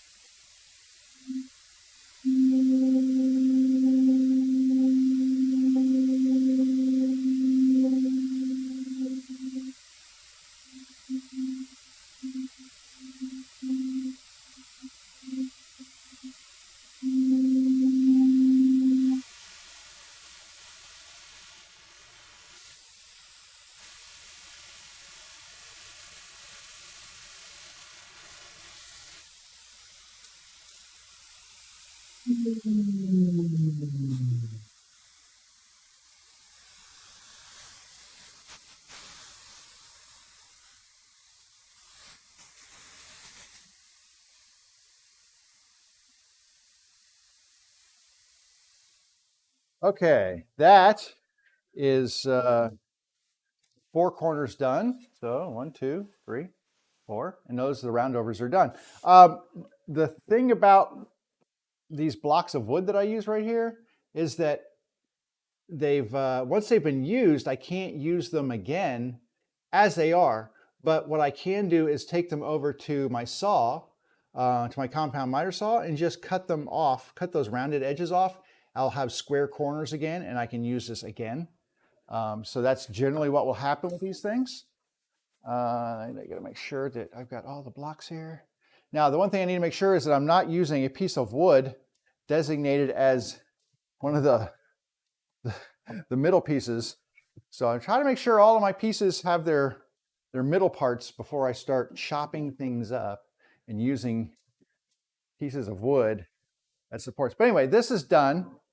I can move over to another one here. So I will move this one over, and let me take this out. There we go. All right, time we got here. Not even 1 o'clock yet. Doing well. I'm going to take this out because this is the piece of wood that goes in there. I'm going to widen out just a little bit. That's a little tight on the camera. Let me back off just a little bit here. There we go. And then I'll raise the angle up just a hair. Okay. That is a little better. All right, so we're going to do on this cherry one right here, same thing, same process, just we're going to repeat this 4 times. I'm going to grab another block of wood here. We're going to get this set up. And then if you saw how I was doing that, just like I said, I just kind of work through. This is the one, I'm going to do this corner first because this is the one that had the little chip come out. I want to see how this looks when it's done here. Hopefully that won't be an issue, but I'm just going to start with this one because it had an issue. But, so I like using these clamps like this because it allows me, I hold the clamp like right here, and then my hand goes up top. And my big thing is I'm gonna keep my hands away from here because this is just scary. And the other thing is, this thing is moving at such a rate that I ease into it, because if it catches and pulls, I don't want to throw my hand down at anything. So I try to keep my hands far away from that blade. Router bits and things are one of those tool things that scare the crap out of me. So I respect them a lot.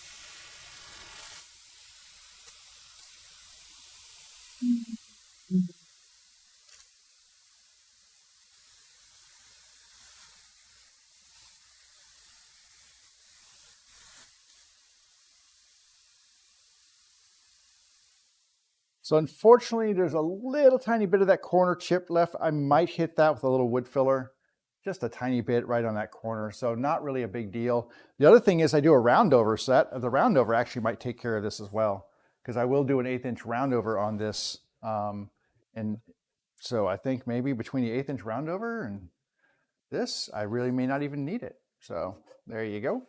So that's number 2. So I've got 2 more to do here. Here is the other oak one. And just gonna leave that piece of wood setting there. Need to get myself another block here to use. And let me see. Yeah, this will work. Okay. Now this one, actually, I don't want to use that side of it because it has a little chip in there.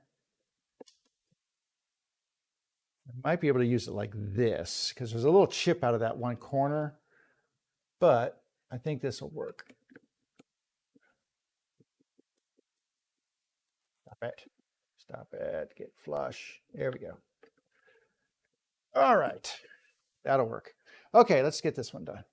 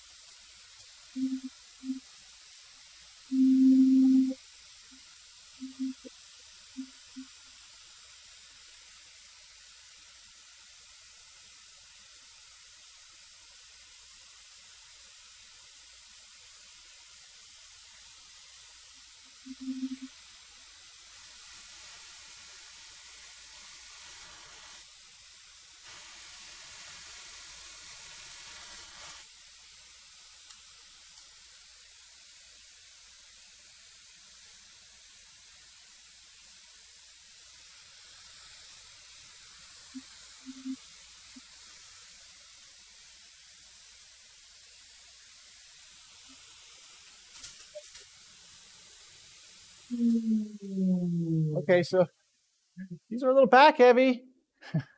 Luckily, I don't know if you saw that, but I got my foot under it. So before it hit, it actually hit my foot. So yay, save, kick save for me. I know I'm an idiot. That's okay. You don't have to point it out to me. I know it already. I'm a goober. Okay. Nice round edges here.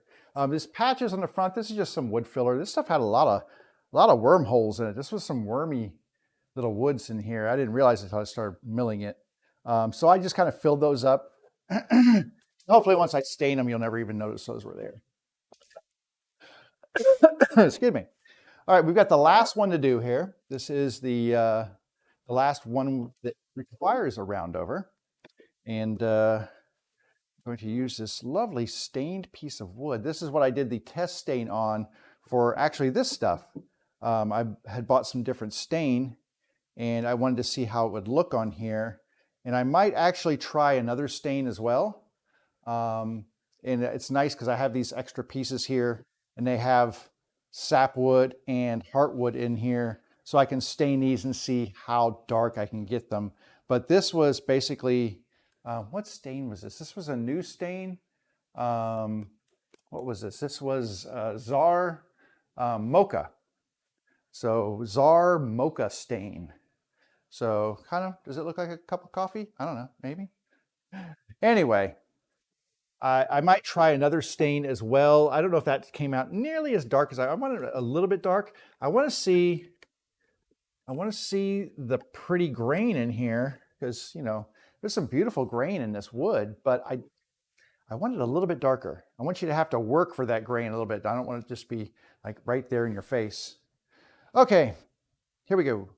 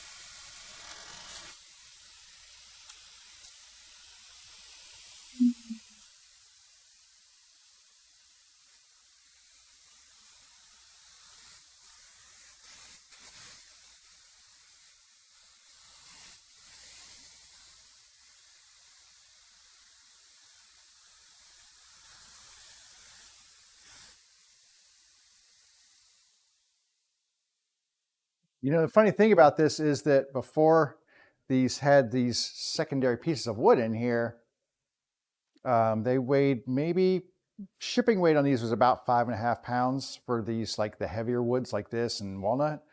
It's substantially heavier now. And that's why that one like wanted to go off the back like this, because these are much heavier than they were. Anyway, roundover's done. They will get smoothed out in the sanding phase, but that is getting us right on track here for where we should be.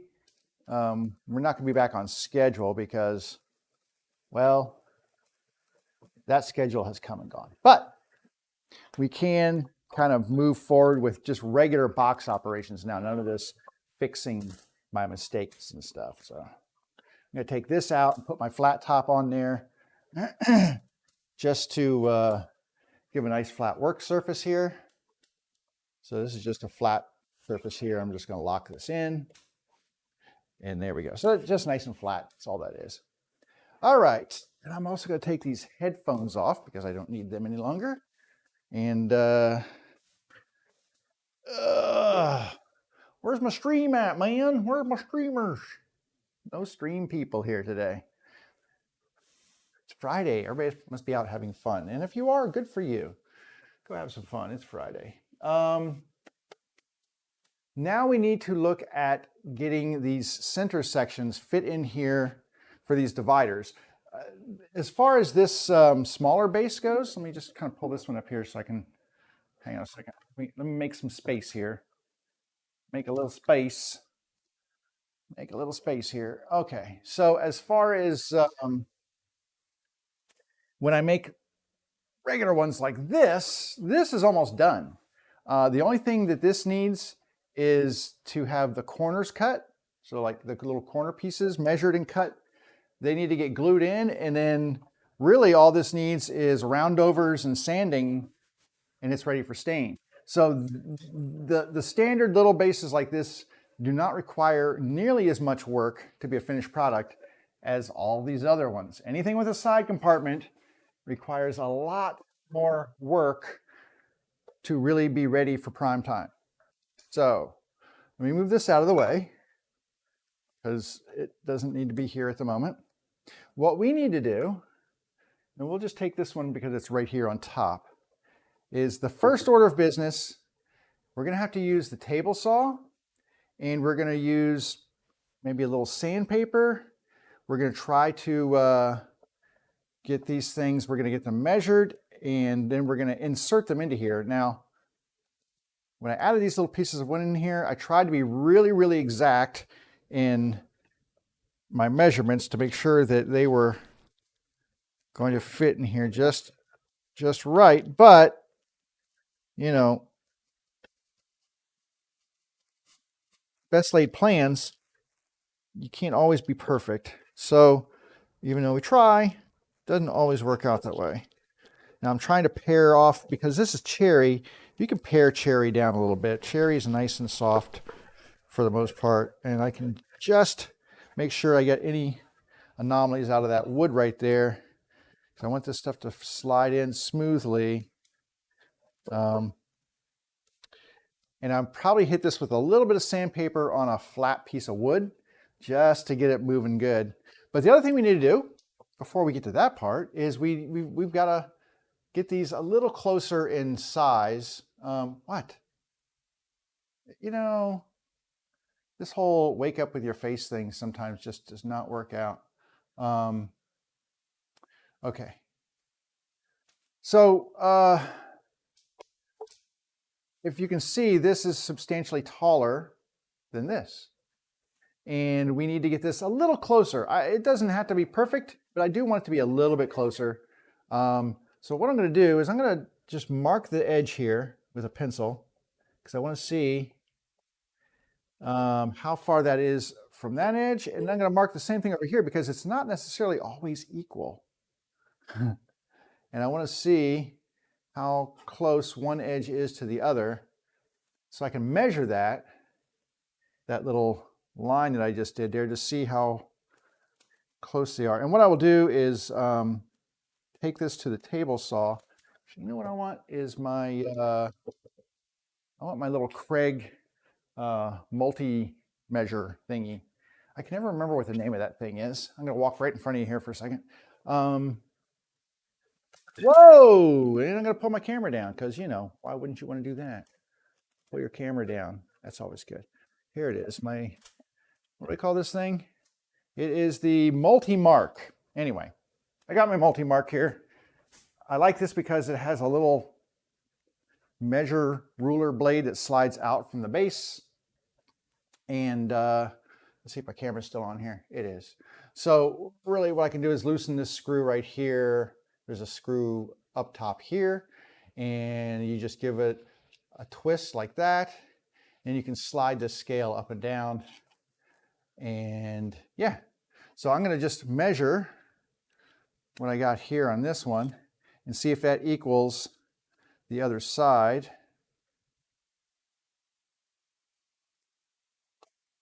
That's pretty close. This one's a little bit deeper than this one. So what I'm going to do is I'm going to take a little off of this one so that we're, because I don't want to cut off, I don't want to try to cut it flush on the table saw. I'm just going to take off enough to get it within, like, I don't know, 3/30 seconds. Is that a thing? Of course it's a thing. And then from there, I will flush it down with my, not like toilet flush, but make it flush with my hand plane. So we need to cut this down. So I've got a line on here, and I'm going to use that to, actually, you know what?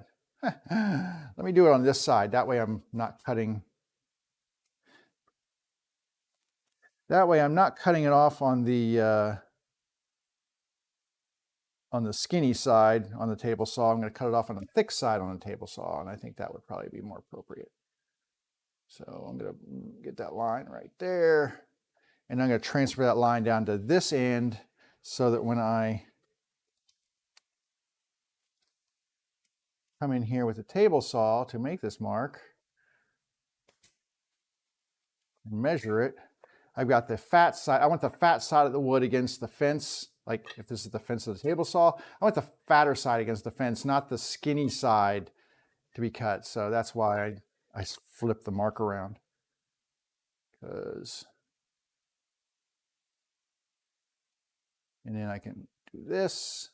And now I have a mark that I can take over and put that mark on the sawtooth right here. And we're just going to cut off that, I don't know how big it is, like 3 mil off of this thing. In order to do that, I need to clear off my table over here. I gotta be really careful. I don't want to stack these things over on my extension table because they are so heavy that it will make my table saw unstable. Believe it or not, it will do that. So I'm going to stack these things over here. I'm going to put them on my, oh, where does this go? This goes right there. I'm going to put them on my, my jointer. It's very stable.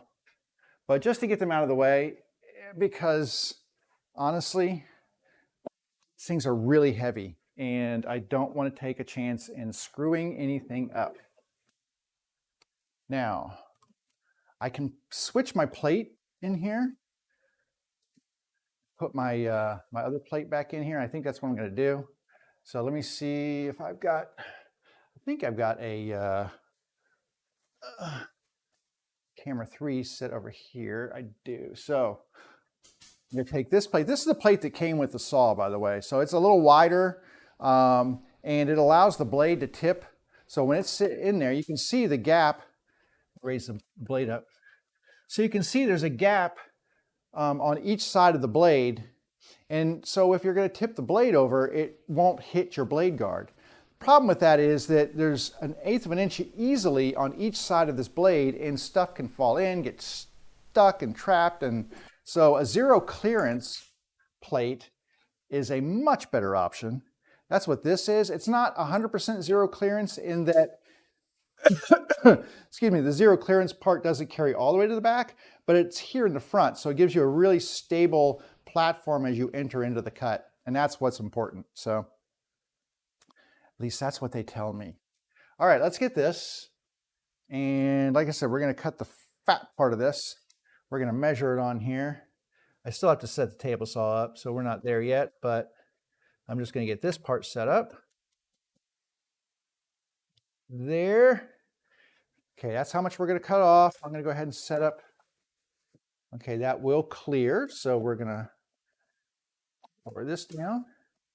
It just gives me a nice stable platform here to push this through. I need to put my dust collection into the back side of the table.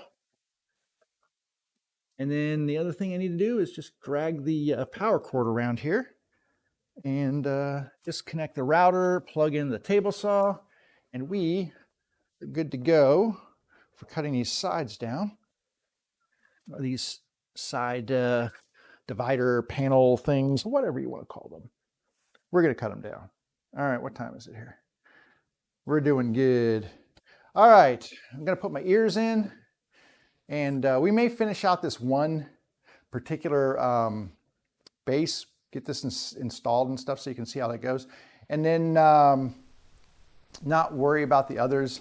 I will probably do those off camera because once you see me do it, you don't really have to watch me do it for every single one. Okay, I need my, pardon me, remote for the dust collection, and off we go.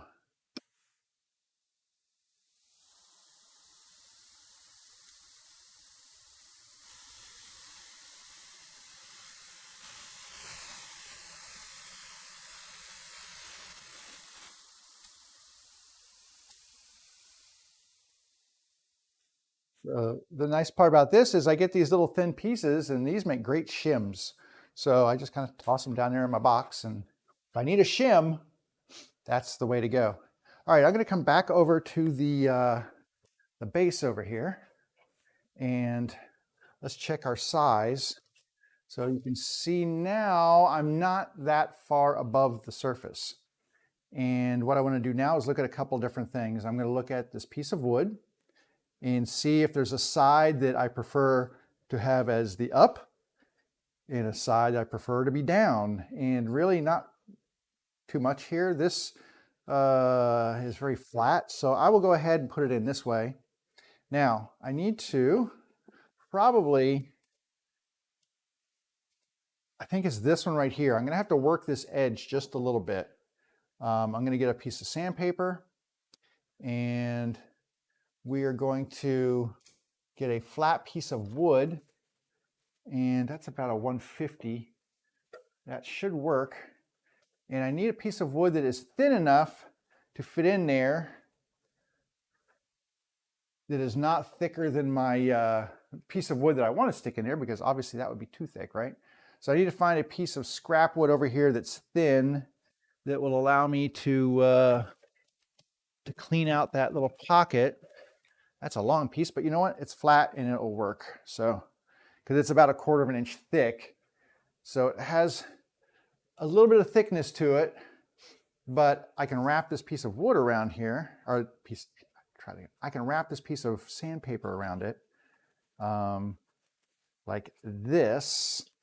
So I'm just trying to get that sandpaper wrapped around like this. It gives me a very nice flat hard surface.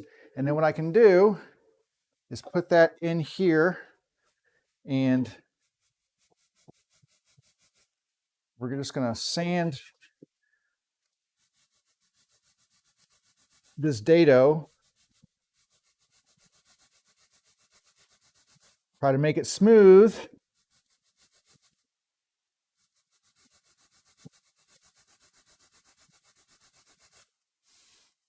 So that that piece of wood slides in here nicely. And now I'll try to do on both sides here. And I'm just trying to keep it nice and square. That's my nice and square and vertical, so it's flat against that surface as much as possible.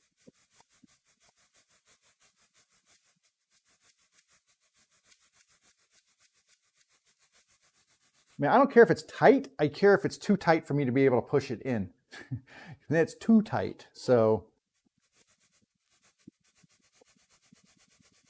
we just don't want it too tight that I can't get my little thing separated into there. So I'm going to try this one over on this side just a little bit.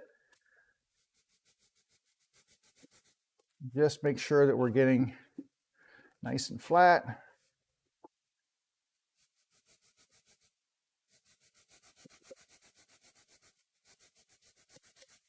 This side.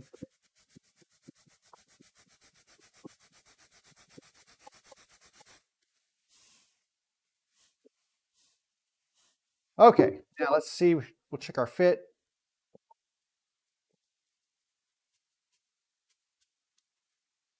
Pretty good. I can also sand these sides on this. Let me switch it around and see if it's easier in this way. And it's about, I think it's actually the other way, it was a little easier. So let me sand just a little bit on both of these edges here. I also need to sand this down anyway because it has not been sanded. So really I need to sand this down before I insert it. So you know what? Let me hook up the sander here. Let's do this the easy way. Instead of me trying to hand sand and making a big pile of dust everywhere, and that's just not gonna be fun. Let's just go ahead and use the sander. And even though I think this is a piece of crap sander that I bought, I'm really not happy with it. It's better than trying to hand sand. So honestly, so disappointed in the last two orbital sanders I bought. I'm not sure what to get now. I might try to get a DeWalt. I'm just trying not to spend money just to keep replacing the same tool that supposedly is brand new and should work. I don't sound too frustrated, do I? All right, let me get my little sanding pad here. Let's just clean this thing up, because the other thing is I can't sand this after the fact. I need to sand this before I put it in so that it has a nice smooth surface here. And I'm going to put my ears on for this because it does get a little loud. All right, little sanding. Oh, look, who we got? OFC Cox. So what am I working on? Just for those of you who are late to the party. So this is a base for an antique sewing machine. So the sewing machine looks like this, and it will fit in, well, on feet. They're going to fit inside here. Right now what I'm doing is taking a divider that's going to fit into this dado right here, and then create a side compartment that will have a flush fitting lid that goes in there. But right now I'm just fitting the divider in, and I'm giving it a nice sand before it goes into the dado slot and gets glued in there. Once it's glued in, it's going to sit a little above the edge, and then I'm going to flush that down with a hand plane. But right now I need to just sand this really quickly just to make it look nice.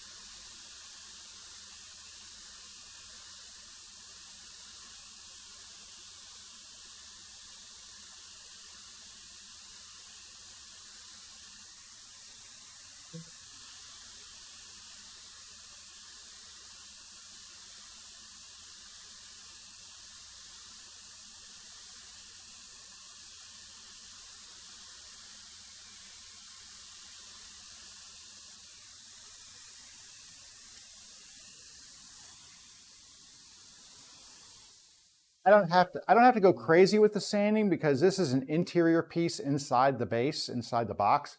So it's not one that's really going to get seen.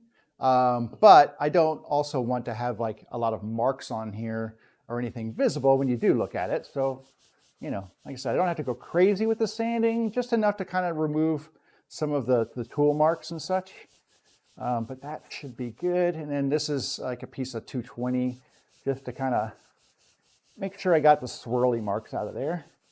Make it look pretty. Because who doesn't love a pretty piece of wood? And cherry is by far some of the prettiest wood, in my opinion. At least some of the prettiest wood that I work with. All right, I'm going to just dust this off with my, got a little brush that I use right here. There we go. Send all of that dust up into the air so I can fill my lungs. All right. Now I should have a slightly better fit here. And it is. So I'm not, like I said, I'm not going to smash this thing home yet. I'm going to put a little bit of glue inside here just to make sure that over time this thing does not come out. And it doesn't require but just a little bit of glue. I'm just using, you know, Type Bond 2 here, but I'm just going to put a tiny bit and I'll rub it around the edges there, and using the best glue spreader ever, my finger. And it's just enough that, like I said, when this thing is in here, you're not going to get it back out. That's the bottom line, especially with the glue. There's no way you're getting this thing back out once that glue cures in here. And it's just a really tiny, tiny thin film of glue, but that's all you need for these slots, because these dado slots are really pretty precise and pretty tight. So I'm gonna put a little bit more glue in here. And spread a little on the sides. All right, that is it for the glue. Not, I mean, there's just barely enough to make it wet in there, but that is perfect. And then I need to get a paper towel to clean my finger off, because otherwise I'm just gonna get glue all over everything. Give me a second here. And I don't need the whole paper towel. Okay. So this will be the divider wall. We're going to take this and we're going to insert that into here. We just check. That feels pretty good right there. I'm going to slide this thing all the way down, hopefully. Oh, there we go. Now, get my persuader.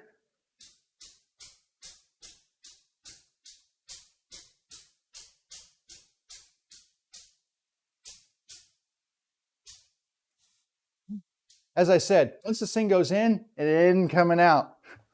There's no way this is coming out. But that is really nice and tight. Let's give it a little, there we go. A really pretty decent joint. The only thing I could do on here, if I wanted to, is maybe get a clamp on here and just kind of clamp in the sides like this, just to make sure that I'm getting a good squeeze in on those edges, like this. And this is a gear clamp, so this thing, just a ton of pressure. But if you look on that dado joint now, you'll see it is nice and tight in there, and both sides look really good. So this glue up won't take very long at all. I'm thinking it'll probably be, I don't know, maybe an hour and this thing will be done. I mean, I could actually take my hand plane on this and flush this down right now if I wanted to, because it's just that tight. What time is it? What time we got here? 1:18. Do I have time for one more? Maybe. Maybe. You know what? I've got time for one more. I'm going to set this one aside. And I've got one setting here that we can do really quick. We're going to do the exact same thing on, because, well, it needs it. So I've got one right here. This is the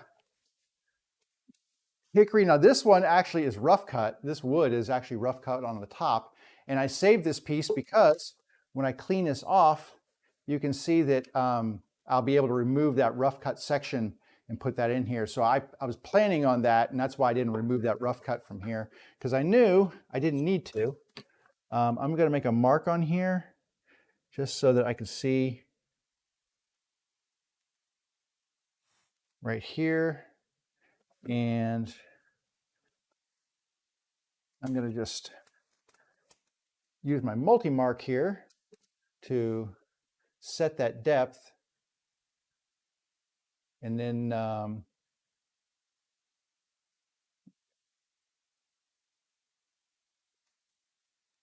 going to check that, make sure that that depth looks good on the other side too. Over here, that's plenty. So no problem there.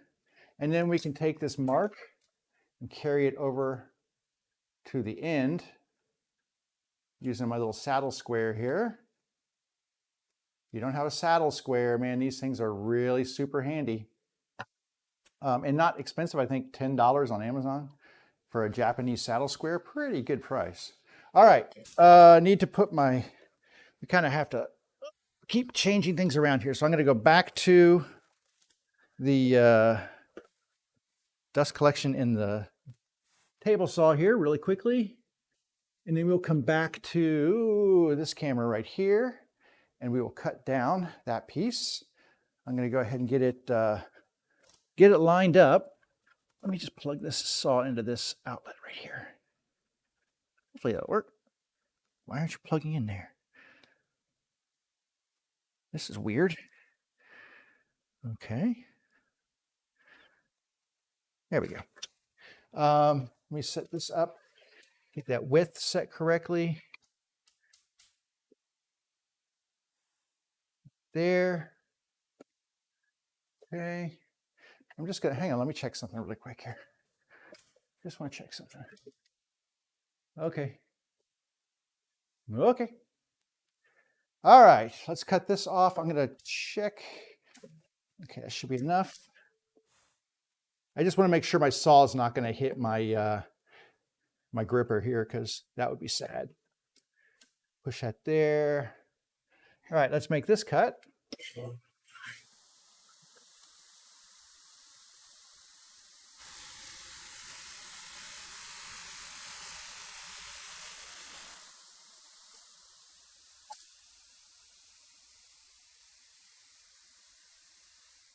Okay, so that thin little section of wood is now gone and it's smooth now on both sides.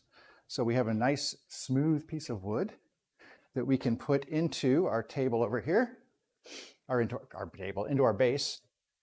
Now I'm going to check fit on here. I think I need to sand these out just a little bit. So that's going to be a little tight. This one's okay.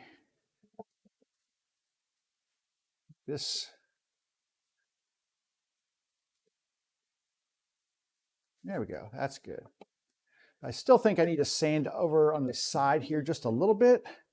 It feels like it just needs a little sanding on this edge. Take these ears off my head because, I have a tendency to talk too loud when those are on my head too. So it's lined up and we're just gonna, remember, I added these pieces. I added some pieces of wood here for those who weren't watching. I added a strip of wood in here to fix a sizing issue. But I want to make sure that these pieces are going to slide in the way they're supposed to. So I'm just giving a quick sand inside of that dado. And I'm using this little flat stick to make sure I try to keep this as flat as I can while I'm doing this.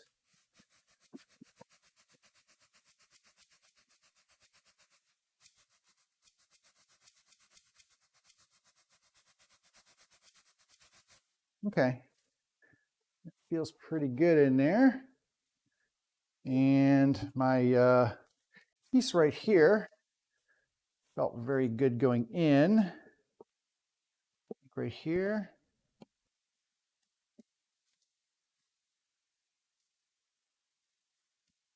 And I'm going to sand this as well, so that will remove just a tiny bit of surface area on this.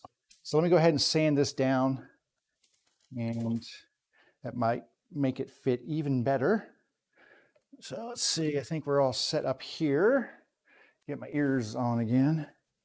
I just have to change the dust collection. That's the only thing that's kind of a pain in the rear, is switching dust collection from the table saw over to the duster, but it's totally worth the effort.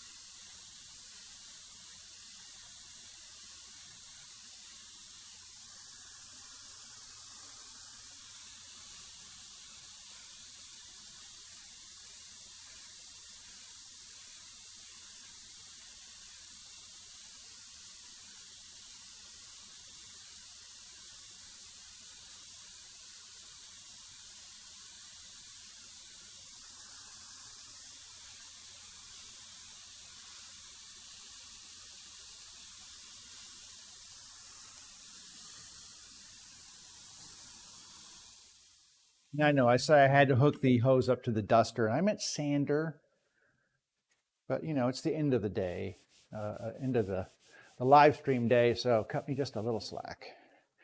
I'm going to give this a final. This is 220 on here. I'm just giving it a little bit more of a remove the tool marks kind of thing, and remove the swirlings stuff from the previous grit, which was 150. This, like I said, it's an interior piece, so the sanding doesn't need to be perfect. I just want it to look decent on the inside, but you'd almost never see this part of the project anyway. It's kind of like the inside of drawers on a cabinet or something. You know, you'll see them occasionally, but you don't really pay attention to them. So if they're not perfect, it's okay. And it's the same with this. If it's not perfect, it's okay. Because this is just a divider between the two sides. It's going to hit the bottom too. It's kind of rough. But anyway, there we go. That is actually really smooth now. Let me just kind of give it a little dusting here. So that is really smooth. For those of you who don't know, this is hickory. And this is a hickory base that I'm working with. Now, where did I stick the base? There it is. So this is a hickory base. And the wood on here is really, really cool looking and stuff. But hickory is a royal pain in the rear end to work with. Kind of looks like monkey pod stuff work. There's a wood called monkey pod. Kind of looks like that almost in places. This is the smooth. Can't even tell which is the smooth edge. Let me see which side. I think this side fits better over here. Here. And it should just slide down inside here like this, but okay. It's a little tight here. So I'm going to get my chisel out here and just see if I can just pare this a little bit. Just paring a little of the wood out of here that was added in after the fact, because it might be just a little overhanging from the original wood that the dado was cut for.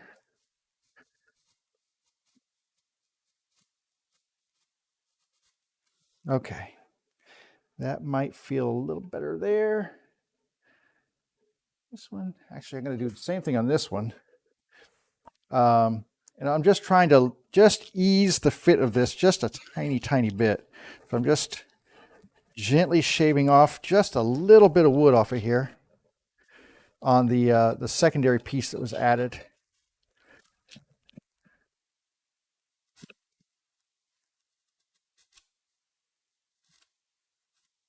So just, I mean, just a tiny little bit on there, but that might actually make a difference sliding this piece of wood in here. And the thing is, I have the original dado to use as a guide as I'm dropping this blade down here. That actually feels pretty good here. Right here, I don't think there's anything binding over here. Let me just try this again.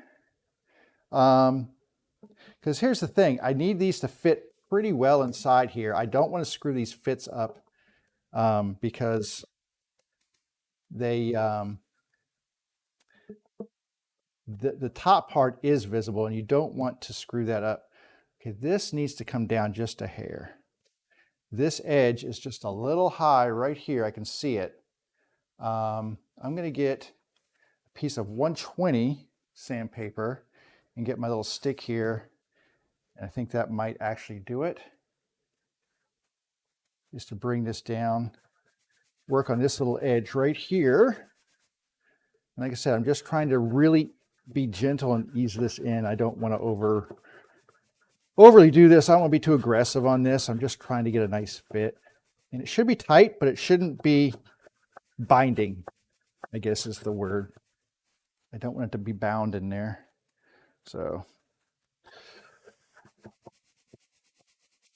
and you can see I'm getting light color here, but not here because this is in the original dado. So this is what I'm taking off of the piece that was added here. It's just a little bit thicker right there. And I don't want that to be binding the wood up here. So we're just going to double check this again. I mean, which way does this go? That's the other question. It's like, does it go in better one way than the other, or still seems a little tight on this side? Let's see if this side is better. Oh, okay, this side's better. Okay, I think I can drive this home now. Pretty sure I can. I'm going to drag that. I'm going to keep it this way. That's the way I want it oriented. I'm going to just hit this paper in this back edge just a little bit here.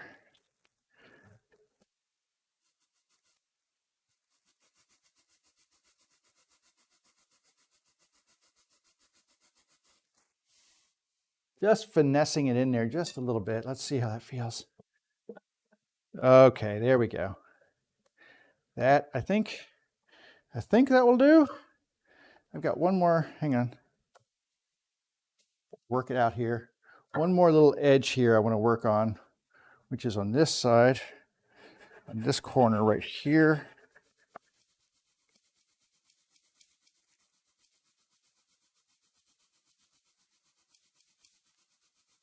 Okay.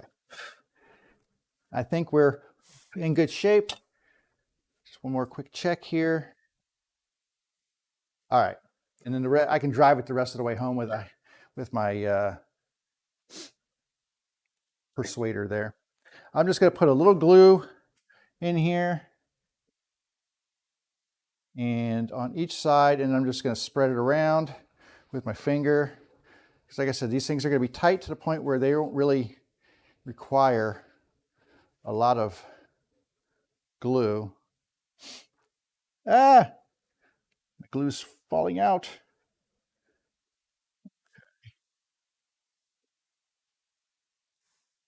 There we go. Just trying to hit it on all the sides here, but there's just a tiny bit of glue in here. But once they get these things in, they're locked in. They're not going anywhere. Let's see if I can wipe this glue off of the edges though, because that's what I don't want is glue on any of the wood surfaces, because once that dries, it won't take stain or anything else. Okay, how did we have this? Like this? Was it like this? I think it was like this. Let's see if it was like this. I think it was. All right. Now we get the persuader.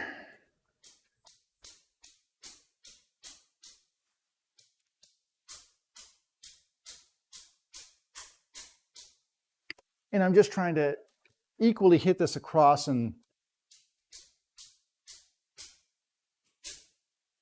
there it goes. That's all the way flush with the bottom. And show you the inside. So very flush with the bottom now. Got a good fit in there. Pretty good fit around the dado here. It's not perfect, but Almost never is. And then we just have to shave this down. Like I said, I'm going to do the same thing with this one. I'm going to put I'm going to put a clamp on here, and just to squeeze these edges in, just in case they were forced out a little bit. I want to make sure that they stay in line and press against that piece of wood we inserted. So I'm just going to take this gear clamp and just do that. And I actually did see that gap close up just a little bit. And that's what we want. We just want that gap to close. And that's it. That's all there is to this particular process. So we're going to get those all done. I will get the rest of these done. There's, what do we got? 1, 2, 3, 4 more of these to be shaved down. And then we'll have to flush them with the hand plane. We will just go across them and flush them down till they are equal to the surface here. Once that's done, we can take them over to the router table, and we'll put in my 1/4 inch rabbiting bit, and we're going to cut a groove all around the interior of this compartment right here. And that is going to be where we put our lid. So that groove is what we cut our lid to fit, and then we flush the lid down to the rest of the surface here. So you get basically a flush fitting lid with a little hole in it that you can pull it out, and it looks fantastic when it's done. It really does. But it's a lot of work. There's a lot of little things that go into it, but it's just nice to be at a point where I can actually get back to doing the actual work on here instead of trying to do my, oh, I screwed this up, let me see how I can fix it kind of thing. This actually looks pretty good. I'm actually pretty happy with the way the wood matched the color. That was the big concern on this hickory, is the fact that it has like this light color here and then this darker color. I don't know if you can see that on camera or not. I don't know if it really shows up as well. But you've got basically this really light colored wood here, and yeah, you can sort of see it here, and then this darker wood over here. And when I was cutting these pieces to fit in, I needed to find these darker pieces to match this. And this wasn't the same board. I had to buy a new board. So I got really lucky in finding that wood that really I was able to match up pretty well, and not disappointed. I would have been less disappointed had I not screwed it up in the first place. But, you know, you can't have everything. So, like I said, the only thing I want to find is a piece of, I want to find a stain that I can use. So I did this piece of wood, I stained it, and I don't know, this is that coffee, and it's darker, but I think we can do better. So I might just take some of these extra pieces I've got here. I got a couple of these extra pieces of hickory right here that have both light and dark stain color on them, or light and dark grain on them, and then try a darker stain on them to see if I can just find something that looks a little better. I have some Kona that I use for my cherry. I can give that a shot. I've got a couple of different stains. I might try just something different just to see. I might end up just going with the coffee. It doesn't look bad. It's just, I wanted something a little bit darker. And that was not quite as dark as I thought it was going to be. Interesting though is that it really darkened into the, look at the pores. I didn't grain fill this, so I could pore fill this stuff and those pores wouldn't show up as dark as they do on here, but I kind of like the way that looks. That kind of looks kind of cool, right? So I do like that.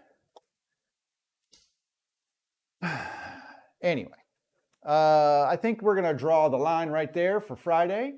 Oh, my Mac is a low battery state, and so it wants to go to sleep soon, and so we don't want that.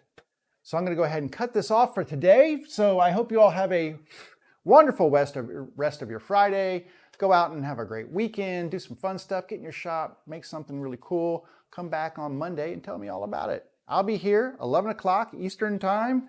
And then remember, I've got Mondays and then I'm off for a week and a half because I'll be on a bike packing trip. So next Monday will be the last time I'm on for a little while. Then I will be back, but that'll be it for a couple of weeks. So anyway, have a great weekend. Have a wonderful rest of your day. Come back and see me next week. Until then, take care. Later.